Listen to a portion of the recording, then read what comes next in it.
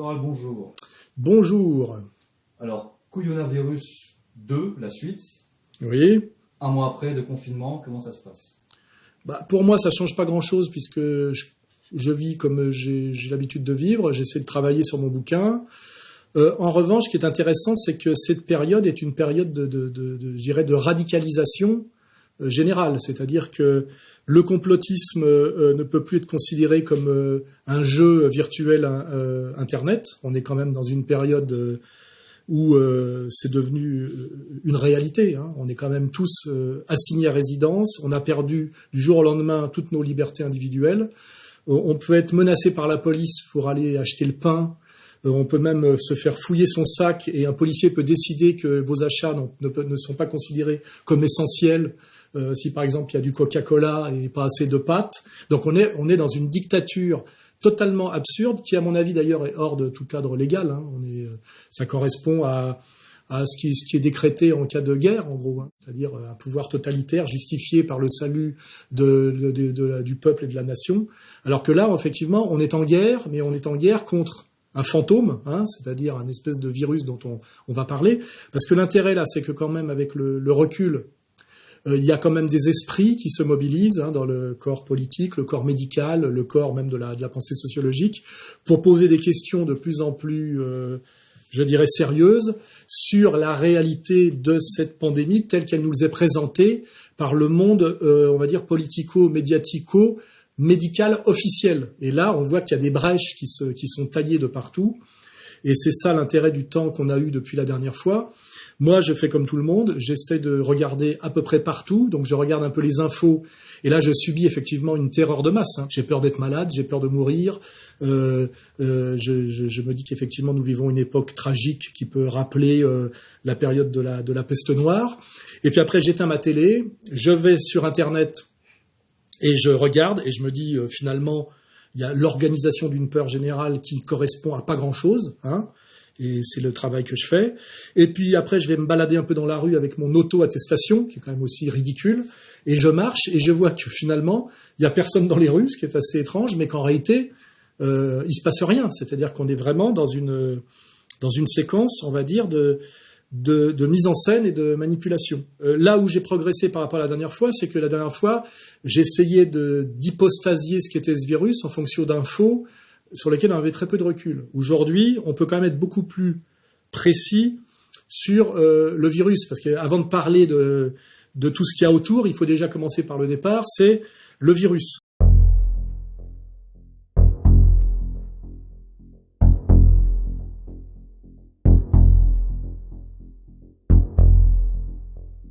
Il semble bien que ce virus est né dans un labo chinois. Alors là, on nous dit c'est un labo chinois, donc c'est les Chinois. On verra tout à l'heure que c'est très important, cette mise en cause des Chinois.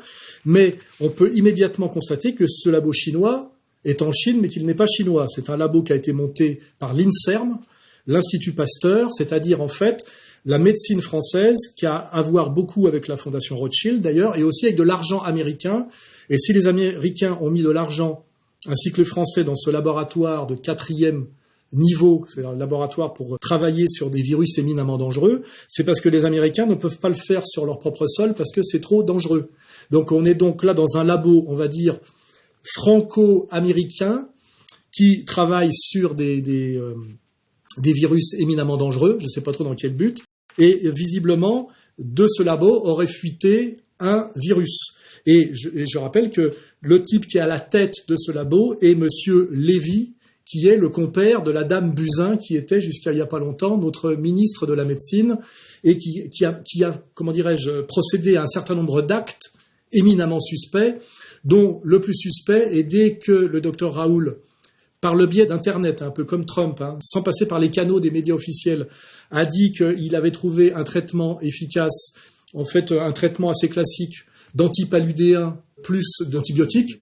La dame Buzyn s'est dépêchée de faire classer ce médicament qui existe depuis des décennies et qui est un antipaludéen accessible dans n'importe quelle pharmacie. Elle s'est dépêchée de nous en interdire l'accès en le faisant classer comme poison. Donc ça, c'est des indices très très forts, soit d'attitudes absurdes d'un certain groupe que j'ai qualifiée moi de liste de Schindler, et on verra que même si je me fais attaquer là-dessus, ce n'est jamais qu'un constat. Donc ça, soit c'est une attitude absurde de la part de ces gens, soit ça justifie l'idée qu'il y aura un complot, et un complot particulièrement malsain, je pourrais même parler d'homicide, voire de génocidaire, quant à la question de ce virus, de sa dangerosité et du traitement adéquat. Hein. Et là, on est quand même, on est bien sur le cœur atomique de l'affaire. Hein. C'est ce que cette affaire, sur le long terme, va permettre de révéler.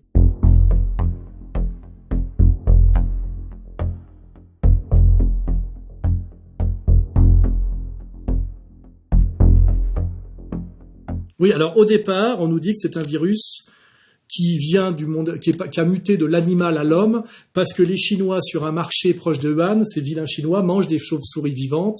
Et je rappelle que cette thèse de l'origine animale d'un virus nous rappelle la théorie du sida du singe vert. On verra qu'il y a beaucoup de rapports entre l'histoire du sida et ce qu'on doit appeler le Covid-19, hein, parce que c'est l'appellation, maintenant c'est Covid-19. Hein, voilà. C'est les mêmes gens qui sont derrière l'histoire du sida que les gens qui sont derrière le Covid-19, et d'ailleurs, ce monsieur Lévy. Hein, voilà. Spécialiste Donc, du VIH. Spécialiste du VIH, ouais.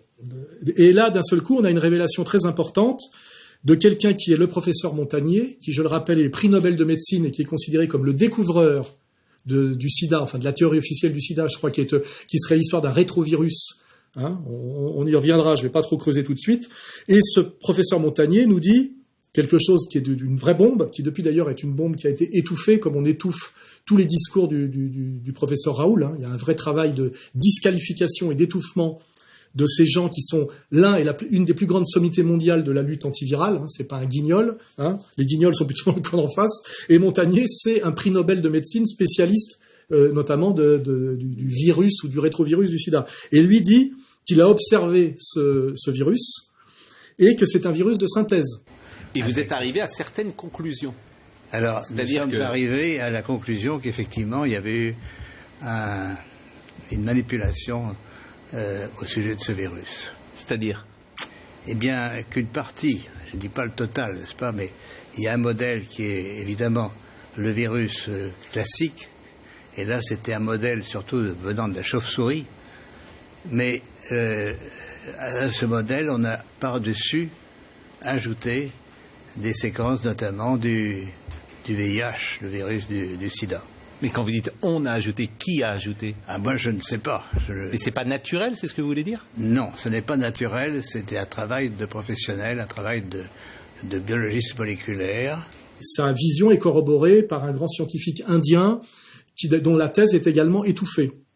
Et ce qui est intéressant, c'est que quand Montagnier dit ça, le lendemain, bordé d'injures en disant qu'il est gâteux, qu'il est débile et que même il est dangereux et qu'on devrait le faire taire. Et on va le dire, celui qui monte au créneau pour lui faire fermer sa gueule, ce coup-ci est un certain Laurent Alexandre, dont on entend parler depuis quelque temps, qui est un urologue. Je rappelle que sa spécialité, c'est de curer des prostates, c'est-à-dire qu'il n'est pas au niveau de Montagnier, mais il se permet quand même de l'insulter et de lui rentrer dans la gueule. Je pense qu'il faut faire taire le professeur Montagnier. C'est-à-dire ? Je pense qu'il faut qu'il se taise. On est là dans un délire complotiste absolument fou.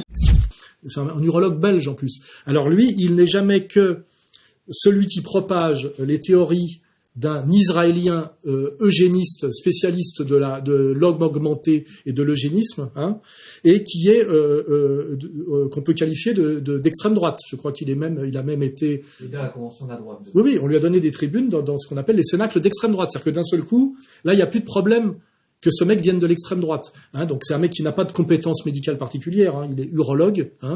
C'est pas un chercheur du niveau de Raoult. Il est accoquiné avec l'extrême droite. Et là, je rappelle bien, national-sioniste, l'extrême droite pro-israélienne, pas l'extrême droite dont nous on nous qualifie. Nous sommes des nationaux socialistes patriotes de gauche, on va dire. Voilà.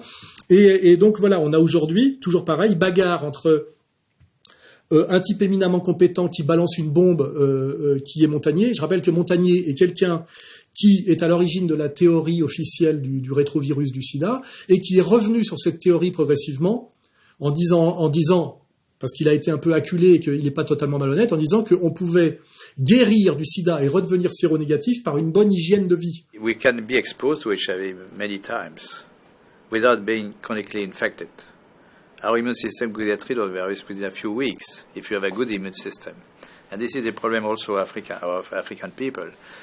Their nutrition is not very equilibrated. They are in oxidative stress, even they are not infected with HIV. So their immune system doesn't work well already. So it's prone, it can, allow HIV to get in and persist.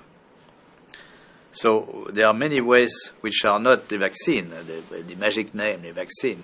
Many ways to decrease the transmission just by simple measures of nutrition, giving antioxidants, proper antioxidants, hygiene measures, fighting the other infections. If you take a poor African who's been infected and you build up their immune system, is it possible for them to also naturally get rid of it? I would think so. Dès lors où il s'est mis à dire ça, c'est-à-dire qu'il a battu en brèche la théorie officielle du sida, il a été mis au banc, on va dire, de la médecine officielle mondiale. Hein. Et là, d'ailleurs, vous remarquerez que quand il s'est mis à parler, sur le plateau, il y avait le sieur Geoffrin, né Mouchard, pareil, d'une famille d'extrême droite qui s'est recyclée dans le gauchisme tapin, et qui lui est rentré dans la gueule en lui parlant de la mémoire de l'eau. Vous avez été contesté violemment par d'autres prix Nobel sur des thèses scientifiques. Il y a une pétition qui a été faite contre vous, c'est ce que je lis là. Hein. Mais c'est frappant quand même que tous les prix Nobel se liguent contre vous. Pas tous les prix Nobel. Une partie en tout cas. Mais Laurent Geoffrin, la vérité, c'est qu'on ne peut pas apporter la contradiction à monsieur... Non, je ne me l'apporte pas. Je ne me permettrai pas moi de le faire. Mais ce qui m'intéresse, je lis un article qui dit le contraire. Oui, voilà, c'est pour ça. Et qui a essayé, et on voyait qu'il était en mission pour l'oligarchie, pour le disqualifier à tout prix. Hein, donc à chaque fois, on a un professeur prix Nobel, et puis en face, un tapin, c'est-à-dire une pute de chantier du système, là, qui est le Geoffrin, quoi, je veux dire, et en face, pareil, un professeur Raoul, qui est une éminence mondiale du virus, enfin, du virus, en plus, comment on dit, exotique, hein, enfin, c'est vraiment son domaine de spécialité, et en face, un Laurent Alexandre, urologue belge d'extrême droite, adepte de théories eugénistes israéliennes, hein. 80% des sympathisants gilets jaunes aiment Raoult. On a là un attachement d'une population qui est fragile, qui a des difficultés économiques. Les chiffres qui ont été habilement manipulés par Didier Raoult, ils ne savent pas les lire et les interpréter. Je ne compare pas du tout Didier Raoult à Pétain. Mais dans l'attachement à Didier Raoult, on retrouve les ressorts de l'adoration des Français à l'été 40 pour Pétain. Donc quand même, les camps sont quand même assez bien définis. Hein. Voilà.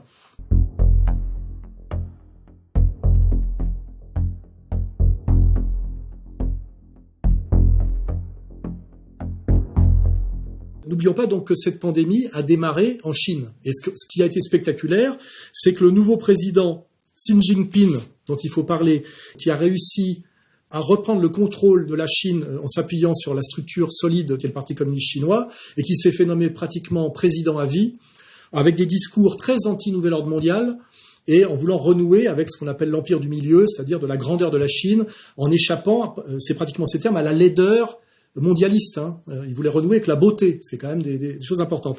放眼全球，我们正面临100年未有之大变局。无论国际风云如何变幻，中国维护国家主权和安全的信心和决心不会变，中国维护世界和平、促进共同发展的诚意和善意不会变。我们将积极推动共建“一带一路”，继续推动构建人类命运共同体，为建设一个更加繁荣美好的世界而不懈努力。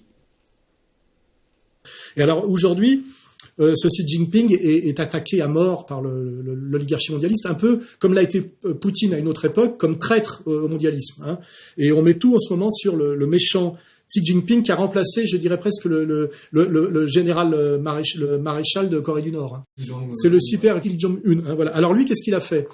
Il a vu qu'il y avait cette fuite de virus qui se répandait dans la région du Han. Immédiatement, il a circonscrit la région du Han avec une démonstration de force très importante sur le plan du pouvoir politique, sur le plan militaire et puis sur le plan médical. En enfermant cette région, il a fait deux choses. Déjà, il a réglé le problème de la pandémie assez vite, qui d'ailleurs n'est pas donc pas une pandémie en Chine, mais une épidémie. Et il a empêché effectivement que cette épidémie se répande dans la totalité de la Chine. Elle a été circonscrite à une seule région. Il faut toujours connecter l'aspect médical, l'aspect politique. Il a fait une démonstration de pouvoir central, ce qui représente, par rapport peut-être à une province dissidente, dont les oligarques régionaux, avec sans doute un pied dans le Parti communiste, un pied dans l'oligarchie financière, exactement ce qui s'est passé sous Eltsine en fait en Russie. Il a remis au pas peut-être une région qui était sous le contrôle d'oligarques mondialistes et qui était complice de ce qui se jouait dans ce laboratoire de 4e niveau, de laisser fuiter un virus de synthèse pour répandre en Chine une pandémie qui était peut-être la manière de mettre à genoux la nouvelle puissance mondiale, sans pouvoir l'attaquer militairement, mais la mettre à genoux par une pandémie virale. C'est pour ça que là, je crois quand même qu'au départ, il y a réellement un virus. Montagnier dit qu'il y en a un, on peut pas dire que ce qui s'est passé en Chine au départ dans la région du Han soit spécialement du théâtre, ou totalement du théâtre. Il y a une démonstration de force, mais il y a aussi une prise au sérieux de quelque chose qui aurait pu mettre à genoux la Chine. Alors la Chine y a échappé. Et le virus, la Chine y a échappé, mais ce virus a aussi échappé à la Chine. Là, on est dans quelque chose d'incontrôlable, qui s'appelle la mondialisation des transports, etc., où ce virus s'est répandu, fatalement. Et aujourd'hui, c'est pas la Chine qui est impactée le plus massivement, c'est le monde occidental. Et notamment, je dis le monde occidental développé, puisque là où il y a peu d'échanges commerciaux et peu de déplacements de population, donc dans les régions très pauvres et très peu technologiques, il y a forcément peu de pandémies parce qu'ils sont pas dans les échanges mondiaux. Alors que nous qui y sommes, Europe occidentale, États-Unis, on est touchés de plein fouet. En tout cas, touchés de plein fouet par la pandémie, au moins sur le plan, je dirais, politico-médiatique, médecine officielle. Après, de voir la réalité des choses, c'est beaucoup plus complexe.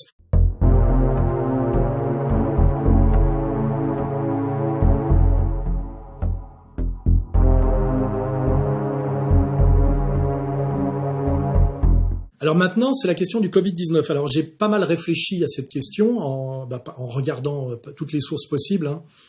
Parce que moi, ce que je prétends proposer, c'est une synthèse. En réalité, sur Internet, vous trouvez des tas d'explications partielles de très bonne qualité.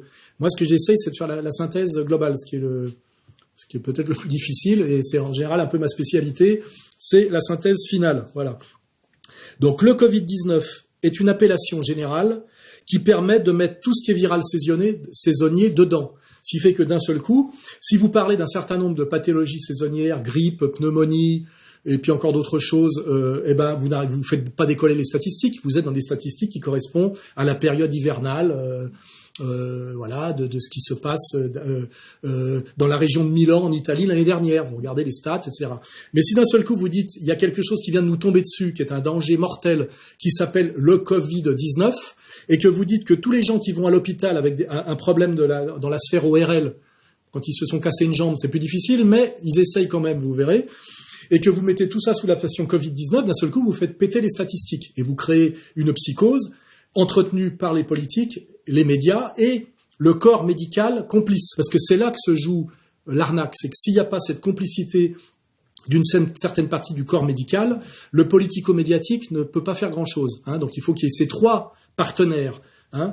Le politique qui s'appuie sur le médical qui induit les décisions politiques, et le médiatique, BFM, le journal de la 2, qui met en scène la psychose, avec effectivement, on va dire, des salopards en haut et des crétins en bas. C'est toujours le problème de la pyramide hiérarchique.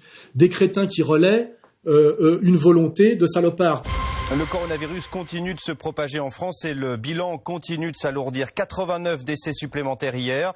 C'est très clair ce matin, la situation s'aggrave. Le professeur Jérôme Salomon, directeur général de la santé. Nous avons désormais une épidémie qui s'étend sur le territoire national et qui s'aggrave rapidement.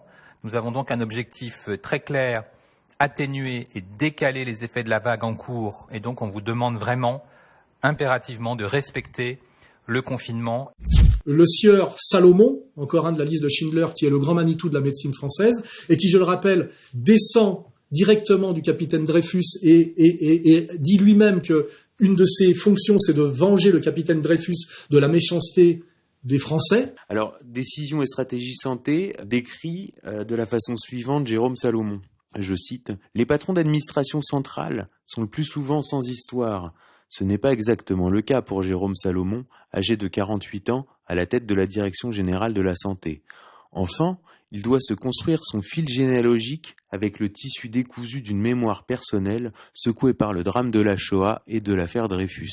J'ai pu ainsi entendre comment le 4 juin 1908, lors du transfert des cendres de Zola au Panthéon, on a tiré sur le capitaine Dreyfus. Le plus terrible, c'est que le tireur, lors de son procès, a été acquitté. » Alors je rappelle que Jérôme Salomon est né le 26 avril 1969. Donc en fait, ça veut dire qu'il se vit en contemporain du capitaine Dreyfus, lequel, en fait, est son arrière-arrière-grand-père. Quand on voit que c'est lui le patron de la médecine légale, on peut être un peu inquiet, effectivement, de sa volonté de se mettre au service de la santé du peuple français. Hein, voilà. Donc, voilà à peu près où on en est. Alors, pour bien comprendre cette arnaque de l'appellation Covid-19 qui permet de tout mettre dedans, de faire exploser les statistiques et de créer la psychose, il faut revenir, et là on en revient d'ailleurs au sieur Lévy, à l'histoire du sida, car, et donc d'ailleurs à Montagnier, car le Covid-19 est une manipulation médiatico-politico-médicale qui est exactement la même dans son montage que l'affaire du sida.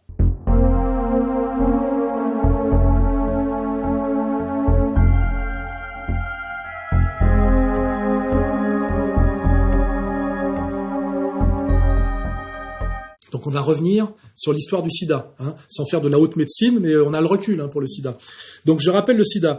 Au départ, le sida est une maladie d'enculés, donc on va le dire poliment, est une maladie d'homosexuels militants de la région de New York et de San Francisco, qui pratiquent deux pratiques extrêmes, qui sont la pratique du backroom, où ils peuvent se faire sodomiser dans une soirée par 100 mecs différents. On est au bout, en fait, de l'époque de ce qu'on appelle la libération sexuelle, et il n'y a pas encore l'effet sida qui est d'un seul coup qu'on terrifie les gens sur la conséquence de la sexualité libre.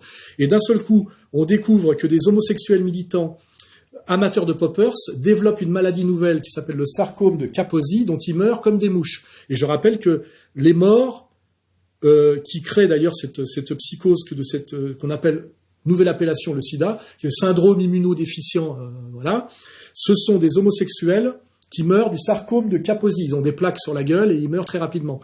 Les 41 tout premiers cas d'homosexuels malades signalés au CDC qui avaient complètement détruit leur système immunitaire, eh bien, l'avaient détruit par intoxication aux drogues et absolument pas par infection transmise sexuellement avec leur virus qui vient du singe. Mais la première drogue en haut de leur liste, c'était le nitrite d'amyle. Et ceci a été démontré, même si censuré, que les plaques rouges du sarcome de Kaposi, première maladie emblématique de cette épidémie de HIV, qui était en fait une épidémie de mensonges, les poppers, l'inhalation, la racine de grid qui est devenue sida, c'est l'inhalation excessive pendant des heures sur les pistes de danse de la drogue des gays. C'est pourquoi que c'était des gays, les poppers.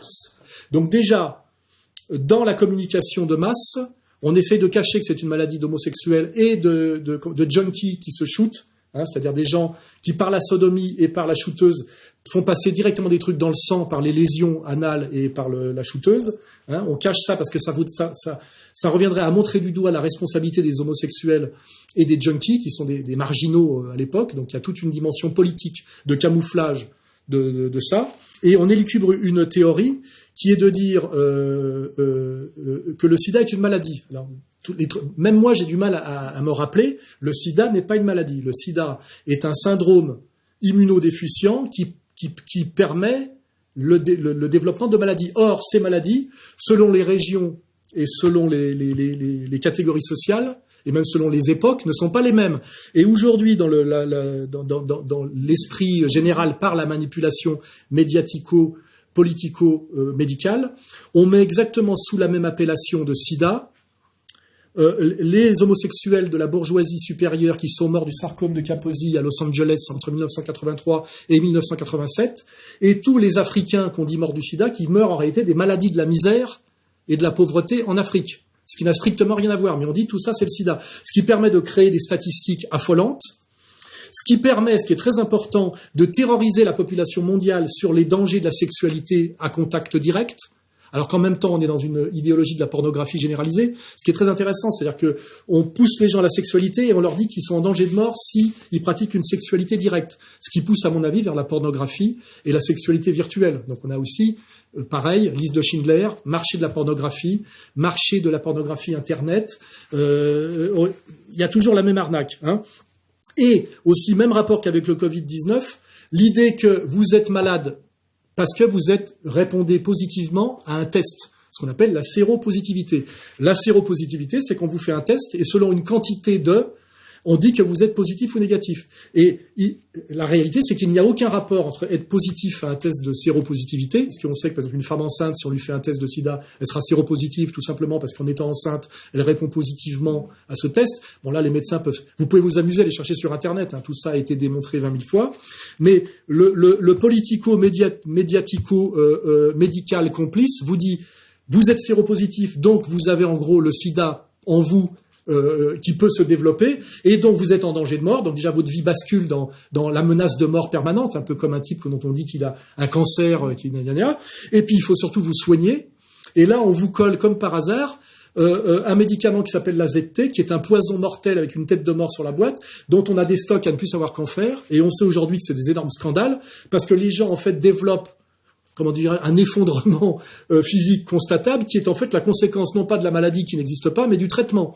Et ça, c'est le scandale des morts de leucémie en Angleterre dans les années 80-90 à cause des traitements au Tamiflu ou à la ZT. Tout ça, vous le trouvez sur Internet. C'est-à-dire que ce qui tue, ce n'est pas la maladie qui n'existe pas et le virus, qui est une hypostase de rétrovirus. On ne l'a jamais observé, hein. C'est une déduction théorique. Ce virus n'a jamais été observé directement en microscopie électronique dans le sang de patients dont on prétend qu'ils ont une charge virale élevée. On affirme pouvoir identifier dans le sang de ces malades des séquences d'acides nucléiques qui correspondent au génome des rétrovirus. Mais il n'y a aucune corrélation entre ces données-là et l'échec total de tous les efforts qui furent développés pour tenter de démontrer des particules de rétrovirus dans le sang de ces malades-là. Donc le virus n'a jamais été trouvé dans un corps de malade du sida. Il n'a jamais été observé en microscopie électronique dans le sang de malades dont on prétend qu'ils ont une charge virale élevée. Et il faut savoir aussi qu'un virus n'est pas comme une bactérie, n'est pas un être vivant. C'est une enveloppe dans laquelle il y a des morceaux d'ADN et d'ARN, c'est ça. Donc, à partir de n'importe quel morceau de truc, vous pouvez dire que c'est des morceaux de virus. Donc, on est là dans des possibilités d'arnaque, de mensonge ou d'erreur, parce que c'est le problème de savoir si au début on est sur de l'erreur qui devient un mensonge et un commerce, parce que je pense que le sida c'est en trois étapes. On cherche, on part sur une piste qui peut sembler cohérente au début, et après on ne veut pas y renoncer parce que ça permet un business énorme qui, je rappelle, le business du sida. Le SIDAction 2006 est lancé. Nos malades, nos associations, nos chercheurs ont besoin de vous. On nous fait toujours croire que pour trouver un vaccin à une maladie qui menace la Terre entière, il faut simplement mettre beaucoup d'argent et que plus on va mettre d'argent, plus on va trouver vite et avec certitude. Ça fait 35 ans qu'on se recherche soi-disant un vaccin pour le sida et qu'on n'en a pas trouvé parce que le sida n'est pas un rétrovirus. Hein. Voilà, c'est un syndrome immunodéficient qui est une boîte dans laquelle on a mis des tas de trucs qui nous arrangent, avec derrière les Kouchner, enfin tous ces escrocs. Professeur Lévy, vous qui dirigez la recherche sur le vaccin en France, on va vite le trouver, ce vaccin-là. C'est à portée de main, non ? Non, c'est pas à portée de main. Si vous vous rappelez ce qu'on disait en 85, on disait le vaccin dans 3-4 ans, etc. Donc je crois qu'on ne peut pas dire ça. Il faut dire qu'on a fait des progrès. Il faut en même temps dire que la recherche est extrêmement difficile, elle sera très longue. On a bien là des escroqueries qui permettent de mettre énormément d'argent dans des espèces de structures un peu opaques, soi-disant médicales, dont on découvre que pratiquement tout l'argent est dépensé en frais de fonctionnement, que c'est essentiellement des spots publicitaires. Hein. Le sida, en gros, c'est régulièrement des films publicitaires sur les dangers du sida. Hein. Le marché du préservatif qui était tombé à de la marginalité totale dans les années 60-70. Personne ne mettait de capote. C'était un truc de nos grands-parents. Et d'un seul coup, je pense qu'il faudrait voir qui est actionnaire des 2 grandes sociétés de préservatifs et aussi de ce qu'il y a derrière, c'est-à-dire le latex. Ça serait intéressant d'aller chercher. Hein. On peut pas passer mon temps à ça. Mais il y a des gens qui ont gagné beaucoup de pognon. Et puis surtout, avec le recul, donc il n'y a jamais eu de vaccin, on n'en parle même plus. Et surtout, il n'y a jamais eu de pandémie mondiale. Les chiffres de mortalité du sida sont dérisoires par rapport à des tas d'autres chiffres de mortalité. Les gens dont on m'avait dit, moi, il est séropositif, tu sais, avec un espèce de regard genre qui devait nous pousser à la compassion, alors qu'en fait, on aurait pu se dire l'autre enculé. Il y avait des réactions qui étaient un peu hostiles. Mais en fait, ces types-là qui sont soi-disant séropositifs, j'ai 62 ans aujourd'hui. Je veux vous dire, c'est les seuls de mes potes qui soient pas morts. Ils sont séropositifs depuis 35 ans, ils n'ont pas bougé d'un iota. Par contre, ils ont peut-être pris des médicaments très dangereux et très chers qu'ils ont d'ailleurs dû cesser de prendre depuis. Ils sont tous vivants. Et les seuls qui sont morts, je rappelle, c'est ceux qui sont morts du sarcome de Kaposi et d'échange de seringues entre 83 et 87. Après, tout le reste, pipeau. Hein, voilà.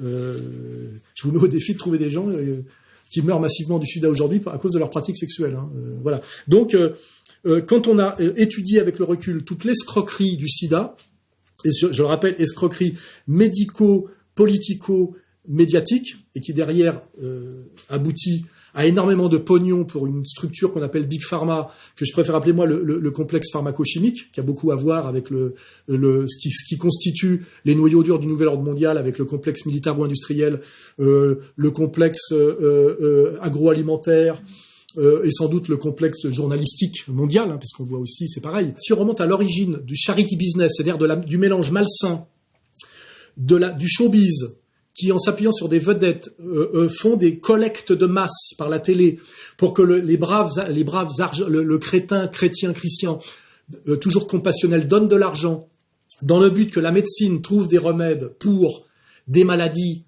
de niche.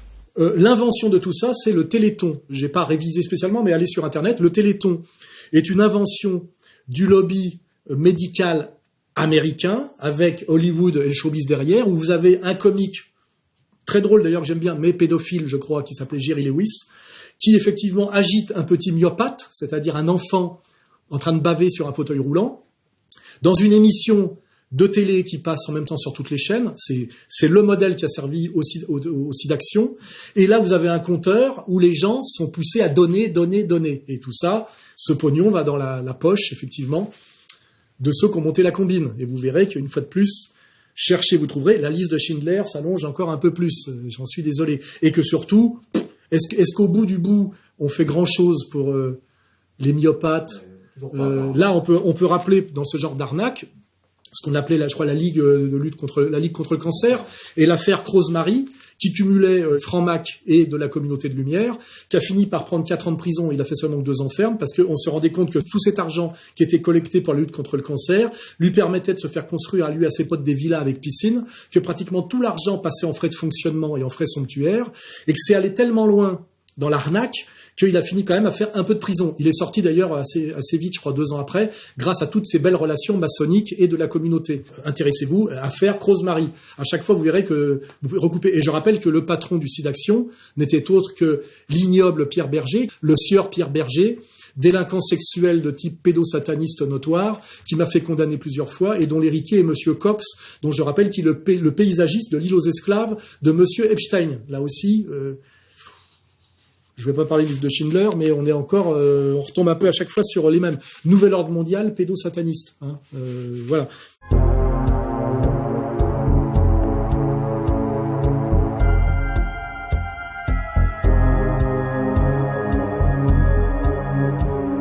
Oui, une fois que j'ai fait ce rappel, parce qu'on a tout le recul historique sur le sida, copié sur le Téléthon, le charity business, la prise de conscience de ce qu'on appelle Big Pharma, etc., vous verrez que le Covid-19 est exactement la même stratégie répétée que la stratégie du sida, à part que là, c'est pas terrifier les gens sur la pratique sexuelle qui génère, je rappelle, la reproduction de l'espèce et de la vie, hein, c'est-à-dire l'accouplement. C'est carrément une terreur dont le but est le confinement, c'est-à-dire de priver du jour au lendemain les populations des démocraties avancées occidentales, parce que là il n'est pas question de la Chine, hein, c'est bien gentil de parler de la Chine dans les soirées thématiques Arte, mais la situation de la dictature chinoise, on la vit en ce moment en France, hein, c'est-à-dire que on a été privé du jour au lendemain de toutes nos libertés individuelles, on nous dit qu'on est en danger de mort et que si d'ailleurs on meurt, c'est de notre faute, c'est parce qu'on respecte pas, rappelez-vous les sorties, ce confinement. Ceux qui sont aujourd'hui hospitalisés, ceux qu'on trouve dans les réanimations, désormais aujourd'hui, ce sont ceux qui, au début du confinement, ne l'ont pas respecté. C'est très simple, il y a une corrélation très simple. Et par ailleurs, on va y venir après, on nous empêche de nous soigner avec des médicaments dont il est démontré qu'ils sont pas chers et efficaces. Il y a des études scientifiques qui commencent à sortir que les pays qui ont utilisé massivement la chloroquine... Mais toutes les études ne disent pas la même chose. C'est parfois un peu compliqué. Quand vous imaginez qu'on vous demande un placebo quand un traitement marche à 98%, c'est du délire scientifique. Je peux pas admettre ça. 98% de succès. Faut arrêter. C'est criminel de continuer à dire que la chloroquine ne marche pas. C'est prouvé. Donc même si de toute façon ce virus existe, c'est... D'abord, on ne sait pas... Il y en a sans doute plusieurs maladies qu'on met dans la même relation, mais de toute façon, c'est des maladies qui, ramenées à elles-mêmes, ne justifient rien de tout ce qui se passe en ce moment, qu'on peut soigner en une semaine par des médicaments pas chers, qui sont déjà sur le marché et testés, qui ont fait leurs preuves, et dont la dangerosité est pratiquement nulle, comme le dit bien le professeur Raoult depuis des décennies. Et donc là, on est dans cette escroquerie, parce que maintenant on va parler d'escroquerie du Covid-19, dans quelque chose qui est une dictature avec menace de mort et même organisation, comment dirais-je, de génocide sélectif sur notamment les vieux dans les EHPAD. Nicole Delépine, j'aimerais revenir sur le décret qui est paru le 28 mars dernier, qui fait référence à un médicament, le Rivotril. Beaucoup de personnes se sont insurgées sur les réseaux sociaux, notamment pour évoquer qu'il s'agissait en réalité d'une manière cachée, une légalisation de l'euthanasie pour les patients en fin de vie qui seraient malades de Covid-19. Quel est votre point de vue ? Écoutez, malheureusement, ils n'ont pas tort parce que ce médicament Rivotril est complètement interdit, c'est sur la notice, d'ailleurs tout le monde peut regarder, chez les patients qui ont une détresse respiratoire. Justement là, libéraliser et surtout faire un décret qu'on envoie avec une fiche qu'on envoie au médecin montre bien la volonté d'aller plus loin, c'est-à-dire que ça devienne un peu systématique. On autorise de leur filer des produits pour qu'ils souffrent pas puisqu'ils sont en fin de vie, qui les aident à crever, hein, et on fait même signer des dérogations, je crois, à ces vieux pour que de non-acharnement thérapeutique, c'est-à-dire en gros, vous allez être malade, vous signez un papier comme quoi on va vous laisser mourir gentiment en vous donnant d'ailleurs de l'antidouleur. Donc on est bien dans quelque chose de l'ordre du génocide des vieux. Et il n'y a pas que moi qui le dis, je crois que Dupont-Aignan vient de faire une vidéo pour dire que c'est ce qui concluait aussi. Il s'agit de la décision publique du gouvernement, du ministre de la Santé, d'Emmanuel Macron, de passer ordre dès le 19 mars au service hospitalier de ne plus accepter de personnes âgées dans les services de réanimation. La conséquence, c'est que au 21 mars, par exemple pour l'assistance publique de Paris, il y avait dans les services de réanimation 19% de plus de 75 ans et 9% de plus de 80 ans. Et qu'ensuite, le 5 avril, je reprends ma feuille parce que j'ai noté, le 5 avril, on est passé à 7% seulement de plus de 75 ans dans les services de réanimation et 2% seulement de plus de 80 ans. Ce qui s'est passé aussi, c'est que très vite, la moitié des décès en France a été des plus de 80 ans. Cela veut dire qu'on a laissé mourir nos aînés dans les EHPAD par une décision venue d'en haut. Il y aura des comptes à rendre, je pense, après. Il y aura des comptes à rendre après le déconfinement. C'est pour ça aussi, j'annonce déjà, le déconfinement total et intégral n'aura jamais lieu. Hein. Si les gens qui sont au pouvoir en ce moment peuvent se maintenir au pouvoir et continuer dans leur logique, il n'y aura jamais de retour à la situation d'avant. Ils ne peuvent pas se le permettre. Parce que retour à la situation d'avant intégrale, ça finit au tribunal de Nuremberg inversé. Hein. Donc ils vont se démerder pour que maintenant ça dure éternellement. Faites-moi confiance.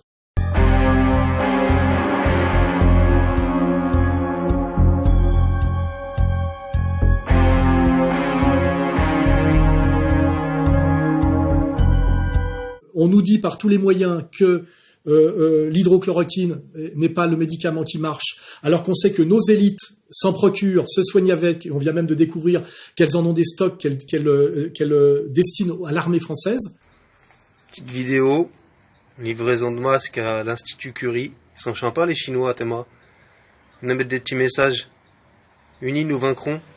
Ça arrive de Chine, ils mettent des petits messages en français au calme. Mais c'est pas ça le bail. 70 kilos en baril de chloroquine. Voilà. Donc soi-disant, Raoult là, c'est un gourou. C'est je sais pas qui, on le fait passer pour je sais pas quoi. Et ça va où tout ça? Pharmacie centrale des armées. On soigne les militaires. Donc là, pour nous réprimer, on soignera bien les militaires pour qu'ils soient en bonne forme. On les soignera bien à l'hydrochloroquine, mais nous, on nous interdit de nous soigner à ça, au cas où on serait malade. Hein. C'est la première chose. Deuxième chose, c'est pareil, moi j'enquête. J'ai un ami qui est dans l'import-export à haut niveau de vêtements, donc avec les Chinois qui sont ceux qui produisent des vêtements les moins chers du monde.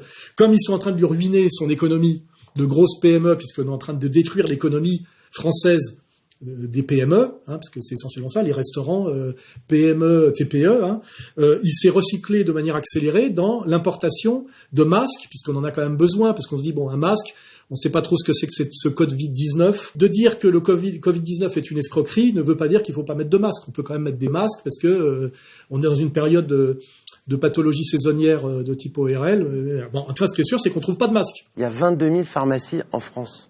Et on n'a pas le droit de vendre de masques. Je peux m'approvisionner en masques sans l'aide de l'État.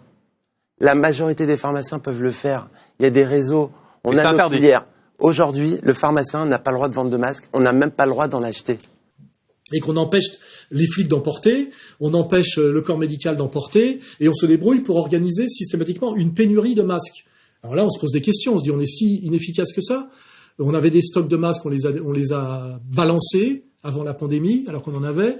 Et moi, là, j'ai donc cet ami qui est dans l'import-export, et lui s'est recyclé dans l'achat de masques. Alors, il va sur le marché chinois du masque, à Hong Kong et certaines spots de commerce international, et il me dit, j'achète des masques. Et il me dit, mes concurrents sont les Américains et les Israéliens. Et il me dit, l'État français n'est pas présent. C'est-à-dire que l'État français ment en disant qu'on aura bientôt des masques et qu'on fait tout pour en trouver. C'est faux.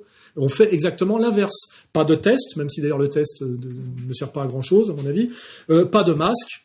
Et puis, on va dire aussi confinement à l'aveugle, qui est considéré comme le plus pathogène. C'est dans les pays où on pratique le confinement intégral à l'aveugle que les résultats sont les plus mauvais.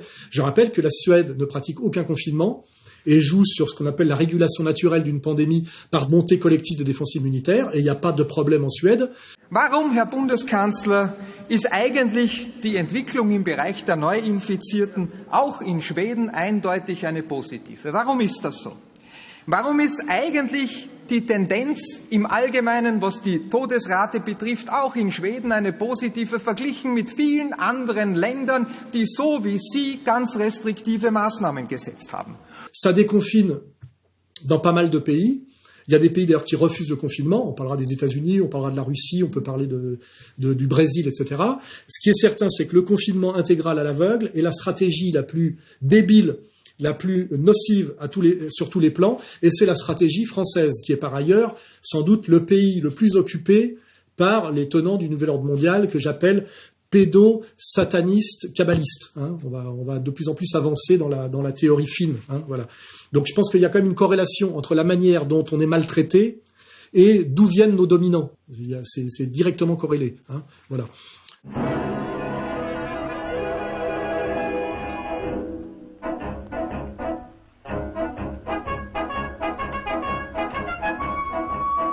Je me suis réintéressé à une très jolie pièce de théâtre de Jules Romain, un pacifiste de la fin des années 30, qui a écrit, je crois, le roman le plus monumental qui s'appelle Les Hommes de bonne volonté, qui a totalement disparu aujourd'hui, mais qui a écrit une pièce satirique très drôle qui s'appelle Le Docteur Knock. Donc si on met un peu de post-prod, on mettra la tirade finale de cette pièce de Louis Jouvet, Docteur Knock, qui ressemble beaucoup à un monologue shakespearien. Venez un peu ici, Docteur Parpalet.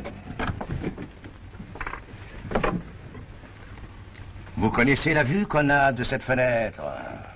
La première fois où je me suis planté ici au lendemain de mon arrivée, je n'étais pas trop fier. Je sentais que ma présence ne pesait pas lourd. Ce vaste terroir se passait insolemment de moi et de mes pareils. Mais maintenant, j'ai autant d'aise à me trouver ici qu'à son clavier l'organiste des grandes orgues. dans 250 de ces maisons. Il s'en faut que nous les voyions toutes à cause de l'éloignement. Il y a 250 chambres où quelqu'un confesse la médecine. 250 lits où un corps étendu témoigne que la vie a un sens.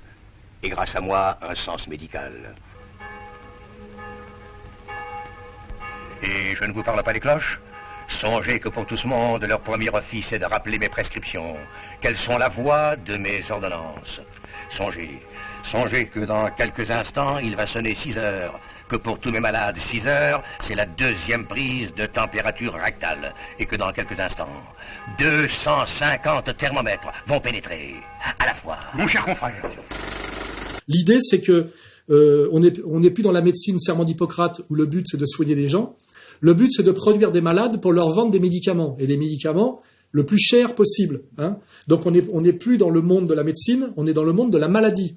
Et donc non pas dans la recherche du soin, mais dans la recherche de la maladie. C'est-à-dire que, comme dans Doc Knock Knock, avec les gens qui ont en charge le monde du soin, et on voit très bien le lien, notamment pour la France, entre la communauté de lumière et la haute hiérarchie médicale, et on voit en ce moment la guerre qui se joue d'ailleurs entre, on va dire, la médecine de proximité généraliste, que je qualifierais de chrétienne d'esprit et de conforme au serment d'Hippocrate, et cette élite médicale très marquée communautairement, qui, elle, ne joue pas le soin, mais joue l'argent et la mort. Hein. Là, c'est très clair. Et ça commence à chier des bulles, notamment où des médecins commencent à comprendre, ou se posent la question sur le rôle très très louche que joue Monsieur Salomon. Donc à un moment, Monsieur Salomon, soit il démissionne, et il a l'honneur de démissionner, s'il lui en reste un peu, mais on ne peut pas le reconnaître, nous, quoi. Enfin, je ne dis même pas de soi et soi. C'est il démissionne ou il démissionne, quoi. Ça suffit.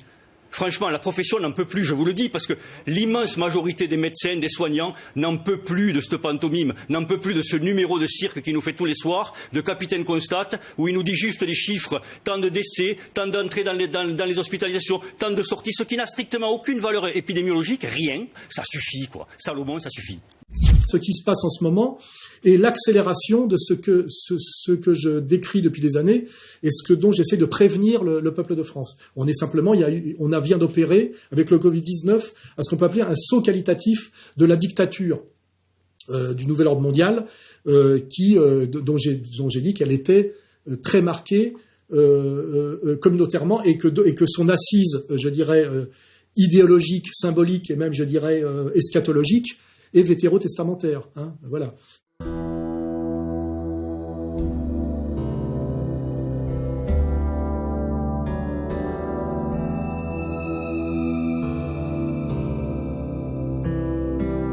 Les gens qui disent non, on ne peut pas imaginer que des gens qui ont en charge la médecine au plus haut niveau, c'est-à-dire là où c'est de la médecine d'État, soient pratiquement ce qu'on pourrait qualifier d'assassins. Je rappelle le scandale de l'Oxycontin aux États-Unis. L'Oxycontine. Un antidouleur à base d'opium. Extrêmement addictif comme tous les opioïdes, les médecins le savent depuis l'Antiquité. Mais lors de son lancement, en 1996, un nouveau message va être martelé sans relâche. La thérapie par les opioïdes est très stigmatisée dans notre société. Il y a énormément d'idées fausses sur ces médicaments. Dans des publicités, des conférences, des émissions de télévision. Autrefois présentés comme dangereux ou incapacitants, les opioïdes sont aujourd'hui reconnus par les médecins comme sans danger. Nous avons là un lobby pharmaceutique familial très marqué communautairement, hein, c'est la liste de Schindler qui ne fait que s'allonger, qui, par de la corruption, ont, soumis un nombre immense de citoyens américains, par le relais des médecins soumis au labo, à ce médicament, en faisant croire qu'il n'était pas addictif, alors que ce sont des opioïdes de synthèse qui provoquent en ce moment la mort de centaines de milliers d'Américains. Aux États-Unis, un bébé naît toutes les 20 minutes intoxiqué aux opioïdes. Des médicaments antidouleurs extrêmement puissants et addictifs. Ce sont ces mêmes molécules qui provoquent à travers le pays des overdoses en série. Les opioïdes tuent près de 200 Américains chaque jour. 72 000 en 2017. C'est plus que les armes à feu et les accidents de la route combinés. Et donc là, on a bien quand même une fois de plus la preuve de gens qui sont à la tête de labos pharmaceutiques, qui se servent de ça pour faire un maximum de pognon en réduisant des gens en esclavage médicamenteux par l'addiction, et qui n'hésitent pas, sans aucun scrupule, à les faire crever.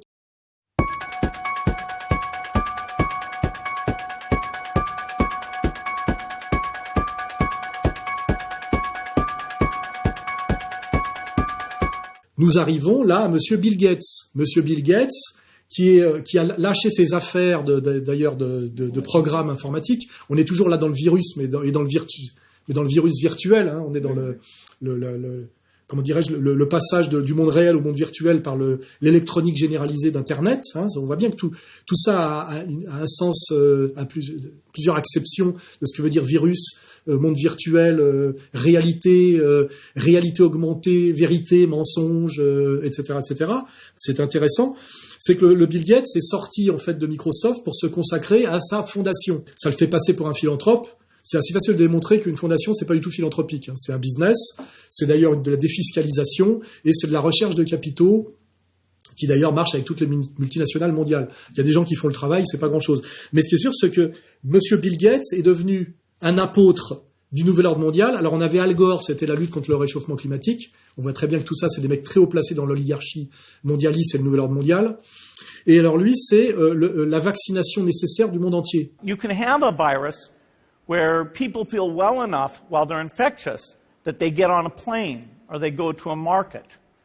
The source of the virus could be a natural epidemic like Ebola, or it could be bioterrorism. And so there are things that would literally make things 1,000 times worse. So this is a serious problem. We should be concerned. But in fact, we can build a really good response system. We have the benefits of all the science and technology that we talk about here.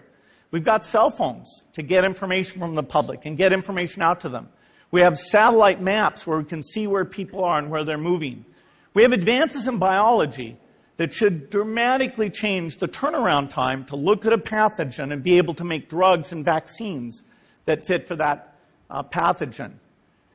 So we can have tools, but those tools need to be put into an overall global health system.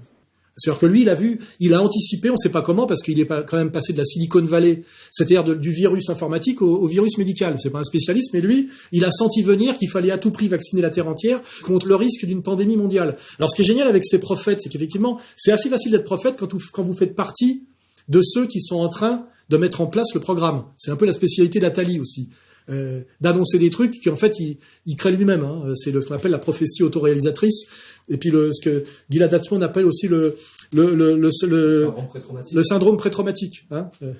On appelle ça aussi le pompier pyromane pour la masse moins cultivée. Voilà. Donc on a d'un seul coup Monsieur Bill Gates qui dit, voyez, j'ai raison de militer depuis des années dans des conférences pour une vaccination mondiale, parce que vous voyez que là la pandémie le justifie. Donc on va déjà dire une chose assez évidente. Cette pandémie mondiale de Covid-19 a un intérêt déjà immédiat, c'est d'être le spot publicitaire de la vaccination mondiale que nous propose Monsieur Bill Gates. Because until we get almost everybody vaccinated globally, we still won't be fully back to normal. We want to get into this semi-normal phase as soon as we can, and then the vaccine is the thing that will change things, and that's why, you know, really figuring out how do we make sure it's safe, because that when you give it to 7 billion healthy people, that's super important.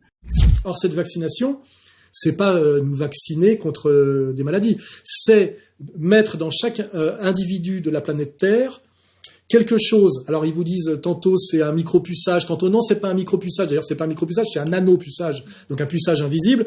Mais c'est quand même vous marquer pour qu'on puisse, grâce à l'électronique généralisée, savoir en permanence où vous êtes, dans quel état vous êtes à tous les niveaux, médical, social, selon des critères économiques, etc. C'est-à-dire, ça rejoint, je le rappelle, pour les catholiques qui m'écoutent et les chrétiens authentiques qui m'écoutent, l'Apocalypse de Jean sur la marque de la bête. Je pense qu'il est bon que nous ayons à l'esprit toujours cette phrase de l'Apocalypse de Saint Jean qui doit retenir notre attention tout spécialement à tous, donc dans chapitre 13, versets 16 à 17, que vous pouvez donc retrouver ou relire. Voici ce que dit l'Apocalypse, Saint Jean. À tous, petits et grands, riches et pauvres, hommes libres et esclaves, elle impose une marque sur la main droite ou sur le front, et que nul ne puisse acheter ou vendre s'il ne porte la marque. Et évidemment, cette marque mystérieuse a bien fait parler d'elle, et force est de constater que les événements actuels semblent nous y mener. Monsieur Bill Gates, qui fait partie, à mon avis, de l'oligarchie que j'appelle satanico-kabbaliste. Je rappelle qu'il est très très lié à l'affaire Epstein. Il a été dans le Lolita Express après que Epstein ait été condamné à de la prison ferme pour pédophilie. Leur première rencontre s'est produite le 31 janvier 2011 au manoir new-yorkais d'Epstein. Une soirée où était également présente l'ancienne Miss Suède, Eva Andersson Dubin, venue avec sa fille, alors âgée de 15 ans.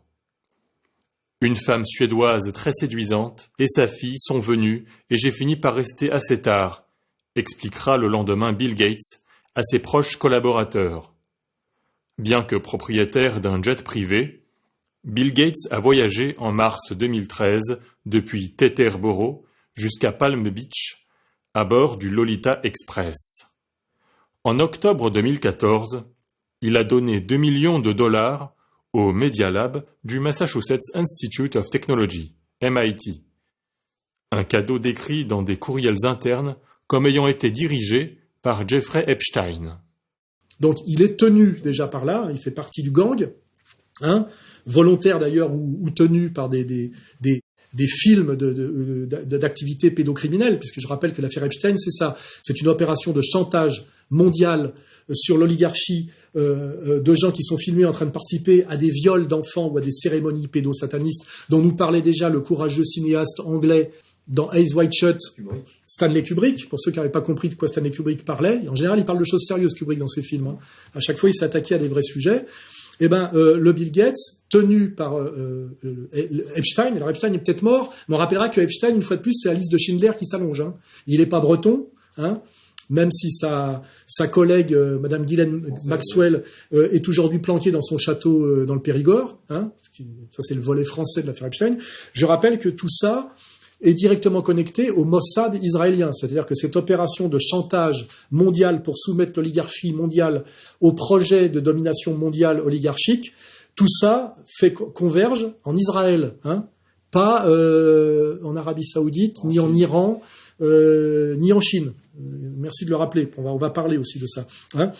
Voilà, donc, la réalité de ce Covid-19, on ne sait pas si la pandémie existe, on ne sait pas si le virus est dangereux. Ce qu'on sait, c'est que derrière, il y a un truc qui est éminemment dangereux, c'est la vaccination conçue par Monsieur Gates, Monsieur Bill Gates, qui est en fait marqué, pucé, tracé la totalité de la population mondiale pour qu'elle soit en permanence contrôlable sur le globe et contrôlable par un tout petit nombre de personnes grâce à l'électronique de haut niveau généralisée. Et là, on est bien l'homme augmenté, la société interconnectée mondiale, etc. Là, on a tous les Alexandres qui ressortent, avec des exécutants d'ailleurs, des techniciens qui seront en général des gens très versés dans les mathématiques, mais qui sont incapables d'empathie, puisqu'ils accepteront d'être le deuxième niveau des exécutants. Et comme par hasard, là, on retrouve quoi? Les autistes Asperger. Et là, on voit la petite, comment elle s'appelait? Greta, qui a un peu disparu parce qu'on est passé, je vous rappelle qu'on a eu 3 stades de soumission à la domination oligarchique depuis les années 2000. Ça a été le 11 septembre avec la menace Al-Qaïda du terrorisme islamique qui a permis déjà de réduire les libertés dans les démocraties occidentales avec le principe du Patriot Act. Après, on a eu le problème du réchauffement climatique à responsabilité humaine qui est un deuxième stade de dictature mondiale en nous rendant toujours responsables. C'est de notre faute parce qu'on a roulé avec la voiture. Et puis le 3e stade, effectivement, c'est la pandémie mondiale. Tout ça, je l'avais annoncé dans le chapitre 6 de mon excellent livre qui s'appelle « Comprendre l'Empire ». On est bien là en train d'expliquer ce que c'est que l'Empire pour ceux qui n'avaient pas encore compris, qui s'appelait « Demain, la gouvernance globale ou La révolte des nations, et dont d'ailleurs, comme pour le professeur, je suis un peu le professeur Raoult de la prospective sociologique. C'est un livre dont tout le monde dit qu'il est très intéressant et excellent, et surtout qu'il s'est vérifié, puisqu'il date d'il y a 9 ans, dont aucun média n'a jamais parlé. Et même le gang là, qui m'attaque me traite toujours de complotiste délirant, mais ne se réfère jamais à mes excellents écrits. Je rappelle que j'ai produit un certain nombre de bouquins qui sont très performants sur la féminisation de la société et sur le nouvel ordre mondial. J'ai fait le travail. Voilà. Donc, petite publicité. Vous verrez que tout ce qui se passe en ce moment est annoncé dans Comprendre l'Empire, très très précisément, notamment au chapitre 6, parce que moi-même on me l'a rappelé, j'avais presque oublié que j'avais été tellement précis là-dessus, et que je suis même étonné d'avoir raison à ce point-là, ça fait peur. Quand vous annoncez quelque chose de l'ordre de l'apocalypse et que l'apocalypse commence à se présenter devant vous, vous-même vous êtes terrifié d'avoir eu à ce point-là raison, parce qu'au départ c'est des élucubrations intellectuelles. Vous dites, en combinant des concepts, en fonction d'une certaine culture pratique, d'une certaine capacité de pensée et d'une certaine logique, on arrive à des conclusions. Donc moi, c'est ce que j'ai fait. En plus de générer la peur, et la peur est un facteur d'obéissance, cette pseudo-pandémie médiatico-médicale, créée de toutes pièces par cette même oligarchie mondialiste qui tient la banque et qui vend les vaccins, va justifier, en pleine période de récession, un blocage de l'économie, les malades ne pouvant ni travailler ni sortir pour consommer. En pleine période de lutte sociale, une injonction à la fraternité civique, la lutte des classes passant face au virus après la solidarité des organismes menacés. Sans oublier toute une série de mesures de santé publique, quarantaine, confinement, qui sont autant de mesures de police, interdiction de réunion, de circulation, assurées s'il le faut par l'armée. Puis à un moment donné, la réalité vous donne raison. Et là, ça vous fait peur. Je sais pas, c'est comme le mec qui dit, tiens, E égale MC2, l'énergie atomique doit être une puissance inouïe par rapport à toutes les énergies qu'on a maîtrisées jusque-là. Puis à un moment donné, la bombe atomique. On se dit, putain, incroyable, c'est vrai que j'avais théorisé la puissance de l'atome, et là, je vois Hiroshima, quoi. C'est à peu près pareil, c'est le même truc. Là, en ce moment, je suis en train d'assister à mon Hiroshima, et je rigole pas tant que ça. Je me dis, putain, parce que comme j'ai compris d'autres trucs et que je continue à travailler, je suis relativement terrifié, si jamais on ne les arrête pas maintenant, de ce qui nous attend dans le futur. Je fais d'ailleurs remarquer à la marge que tous les films de science-fiction qu'on nous montre depuis des décennies, je crois depuis les années 60, ne nous montrent jamais le progrès mondial, c'est-à-dire l'accouplement de technologie, monde avancé, amené à un avenir radieux. Ça amène toujours à une société totalitaire, eugéniste et criminelle. Tous les films, même les Hollywood, je veux dire, donc on nous y prépare. Voilà. La mondialisation heureuse que nous vendait Attali il y a encore quelques années n'existe nulle part dans les perspectives, que ce soit par la fiction, etc., etc.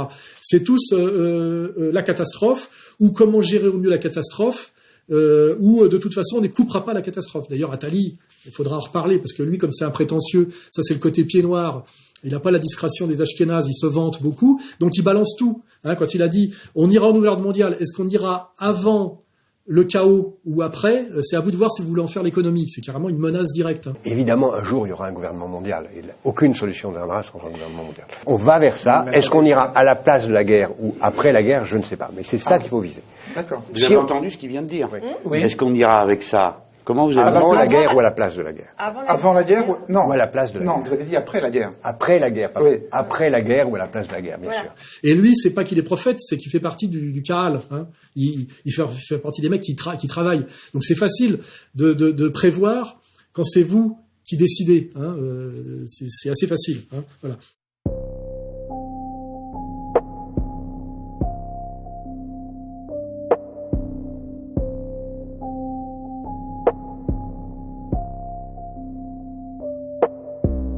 Et donc là, on va parler maintenant, qu'on est sur ce gros sujet Covid-19, d'un sujet dont j'avais parlé à la marge dès la première vidéo, mais il n'y avait pas encore le consensus, on n'avait pas encore assez d'infos, et on ne voulait pas balancer le truc avant de vérifier un peu plus. Aujourd'hui, il me semble qu'il est temps d'en parler.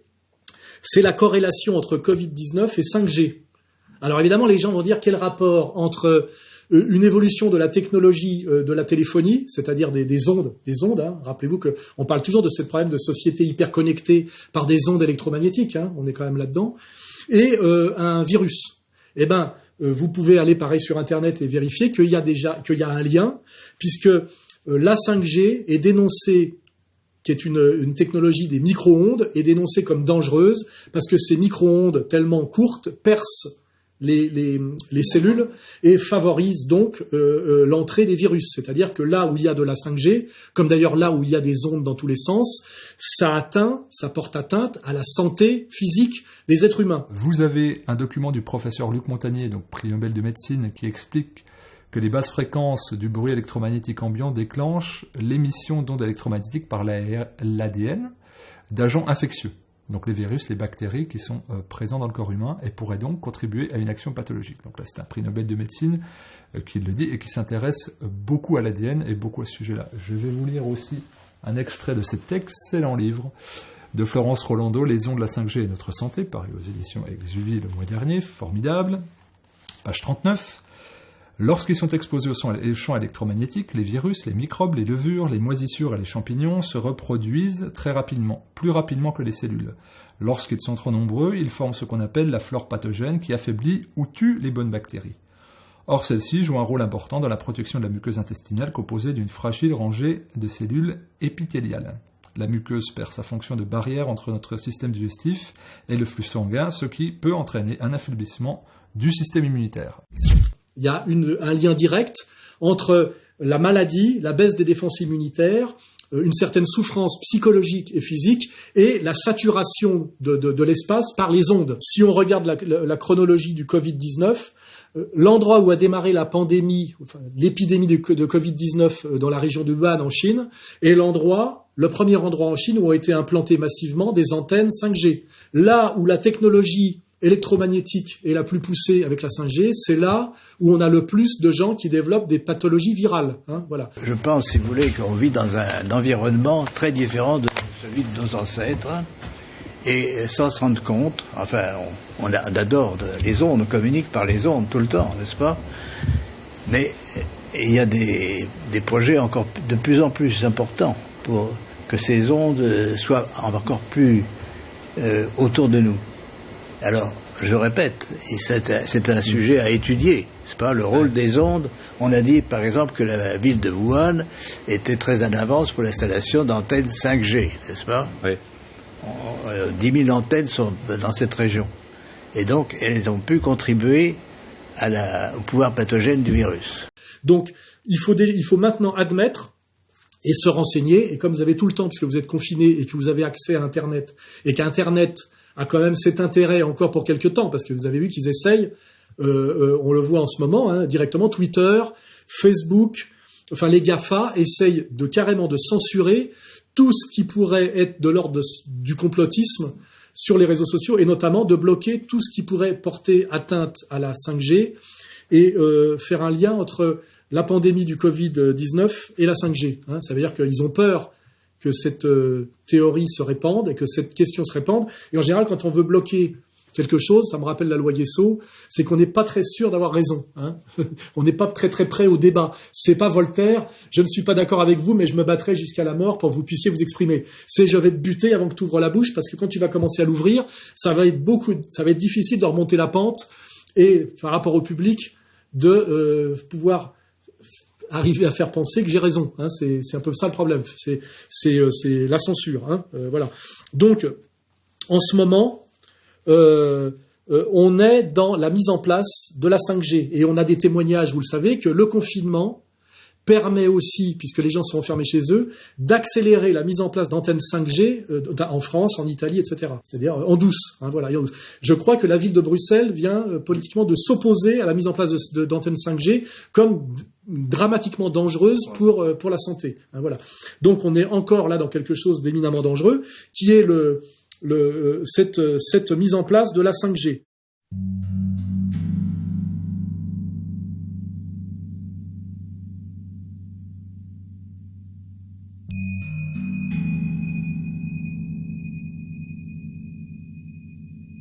Alors là, justement, j'arrive, puisque là, on avance dans l'idée de qu'est-ce que c'est qu'une société de contrôle par les ondes. C'est pas seulement vous abrutir de fake news en permanence.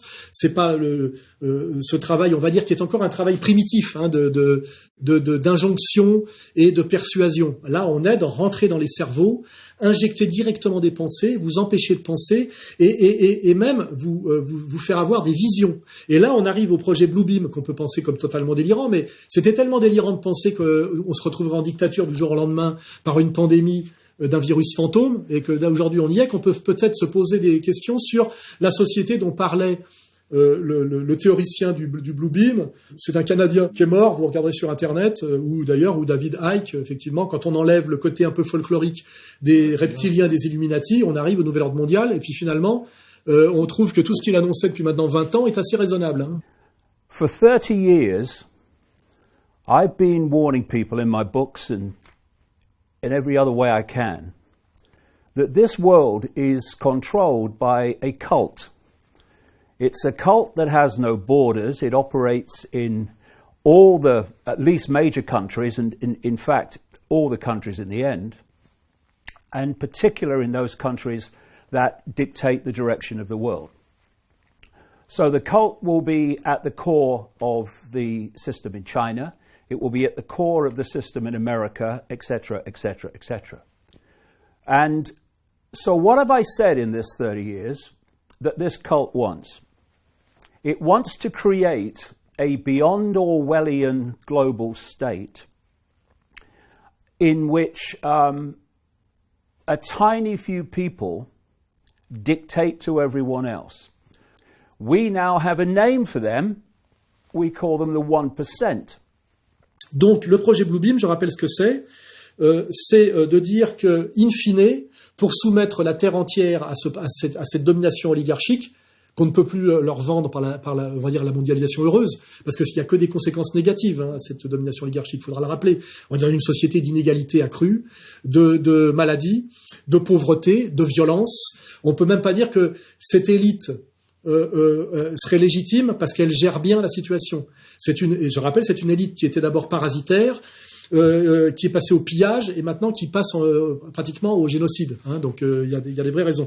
Et donc à un moment donné, pour pouvoir aller jusqu'au bout de cette domination alors qu'elle est inacceptable, on arrive au projet Bluebeam qui est, par la technologie avancée, en s'appuyant sur l'eschatologie religieuse monothéiste, de faire que les gens voient dans le ciel à des moments des apparitions divines. What I've been writing about, Spyro, for decades is the development of what I've been calling over the years the technological sub-reality.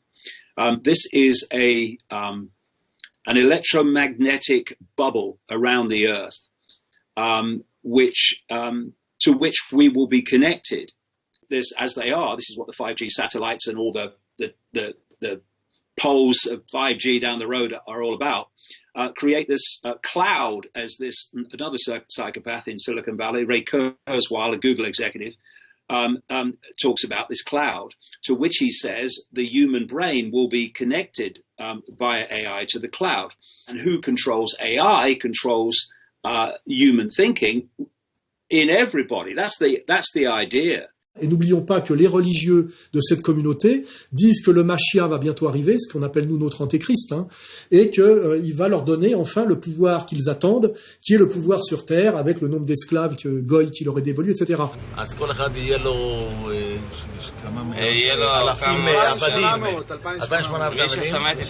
Et moi je rappelle que comme pour le sionisme où au départ Israël devait être donné par Dieu à son peuple élu si jamais ils se remettaient en accord avec la loi et que pour l'instant ils étaient en diaspora à cause des fautes qu'ils avaient commises par rapport à la loi, je rappelle qu'à un moment donné ils ont pris un raccourci, ils ont dit on va pas attendre que Dieu nous donne Israël, on a la banque Rothschild et on va le faire nous-mêmes. Et ben c'est exactement pareil la question Bluebeam, c'est que le meilleur moyen qu'arrive le Mashiach qui va donc valider de façon eschatologique et magique et religieuse leur domination mondiale, c'est peut-être de le produire par de la haute technologie. The way it plays out is fascism, communism, yeah. But actually what it is a form of tyranny known as a technocracy, because they want an end to elected politicians. Elected politicians are becoming more and more irrelevant as the technocrats take over. I mean, look at Gates, he's a technocrat. Look at Musk, he's a technocrat. And so the idea is that these technocrats replace elected politicians, which is what Gates is doing in terms of the global health situation. I mean, look at it. It's happening. It's not a projection somewhere over the rainbow anymore. It's happening in front of our eyes. And this technocracy would be able to be centrally controlled at a central point. And I said in my books, I think this central point is designed to be Israel. Israel, people don't realize, is pretty much second now only to Silicon Valley.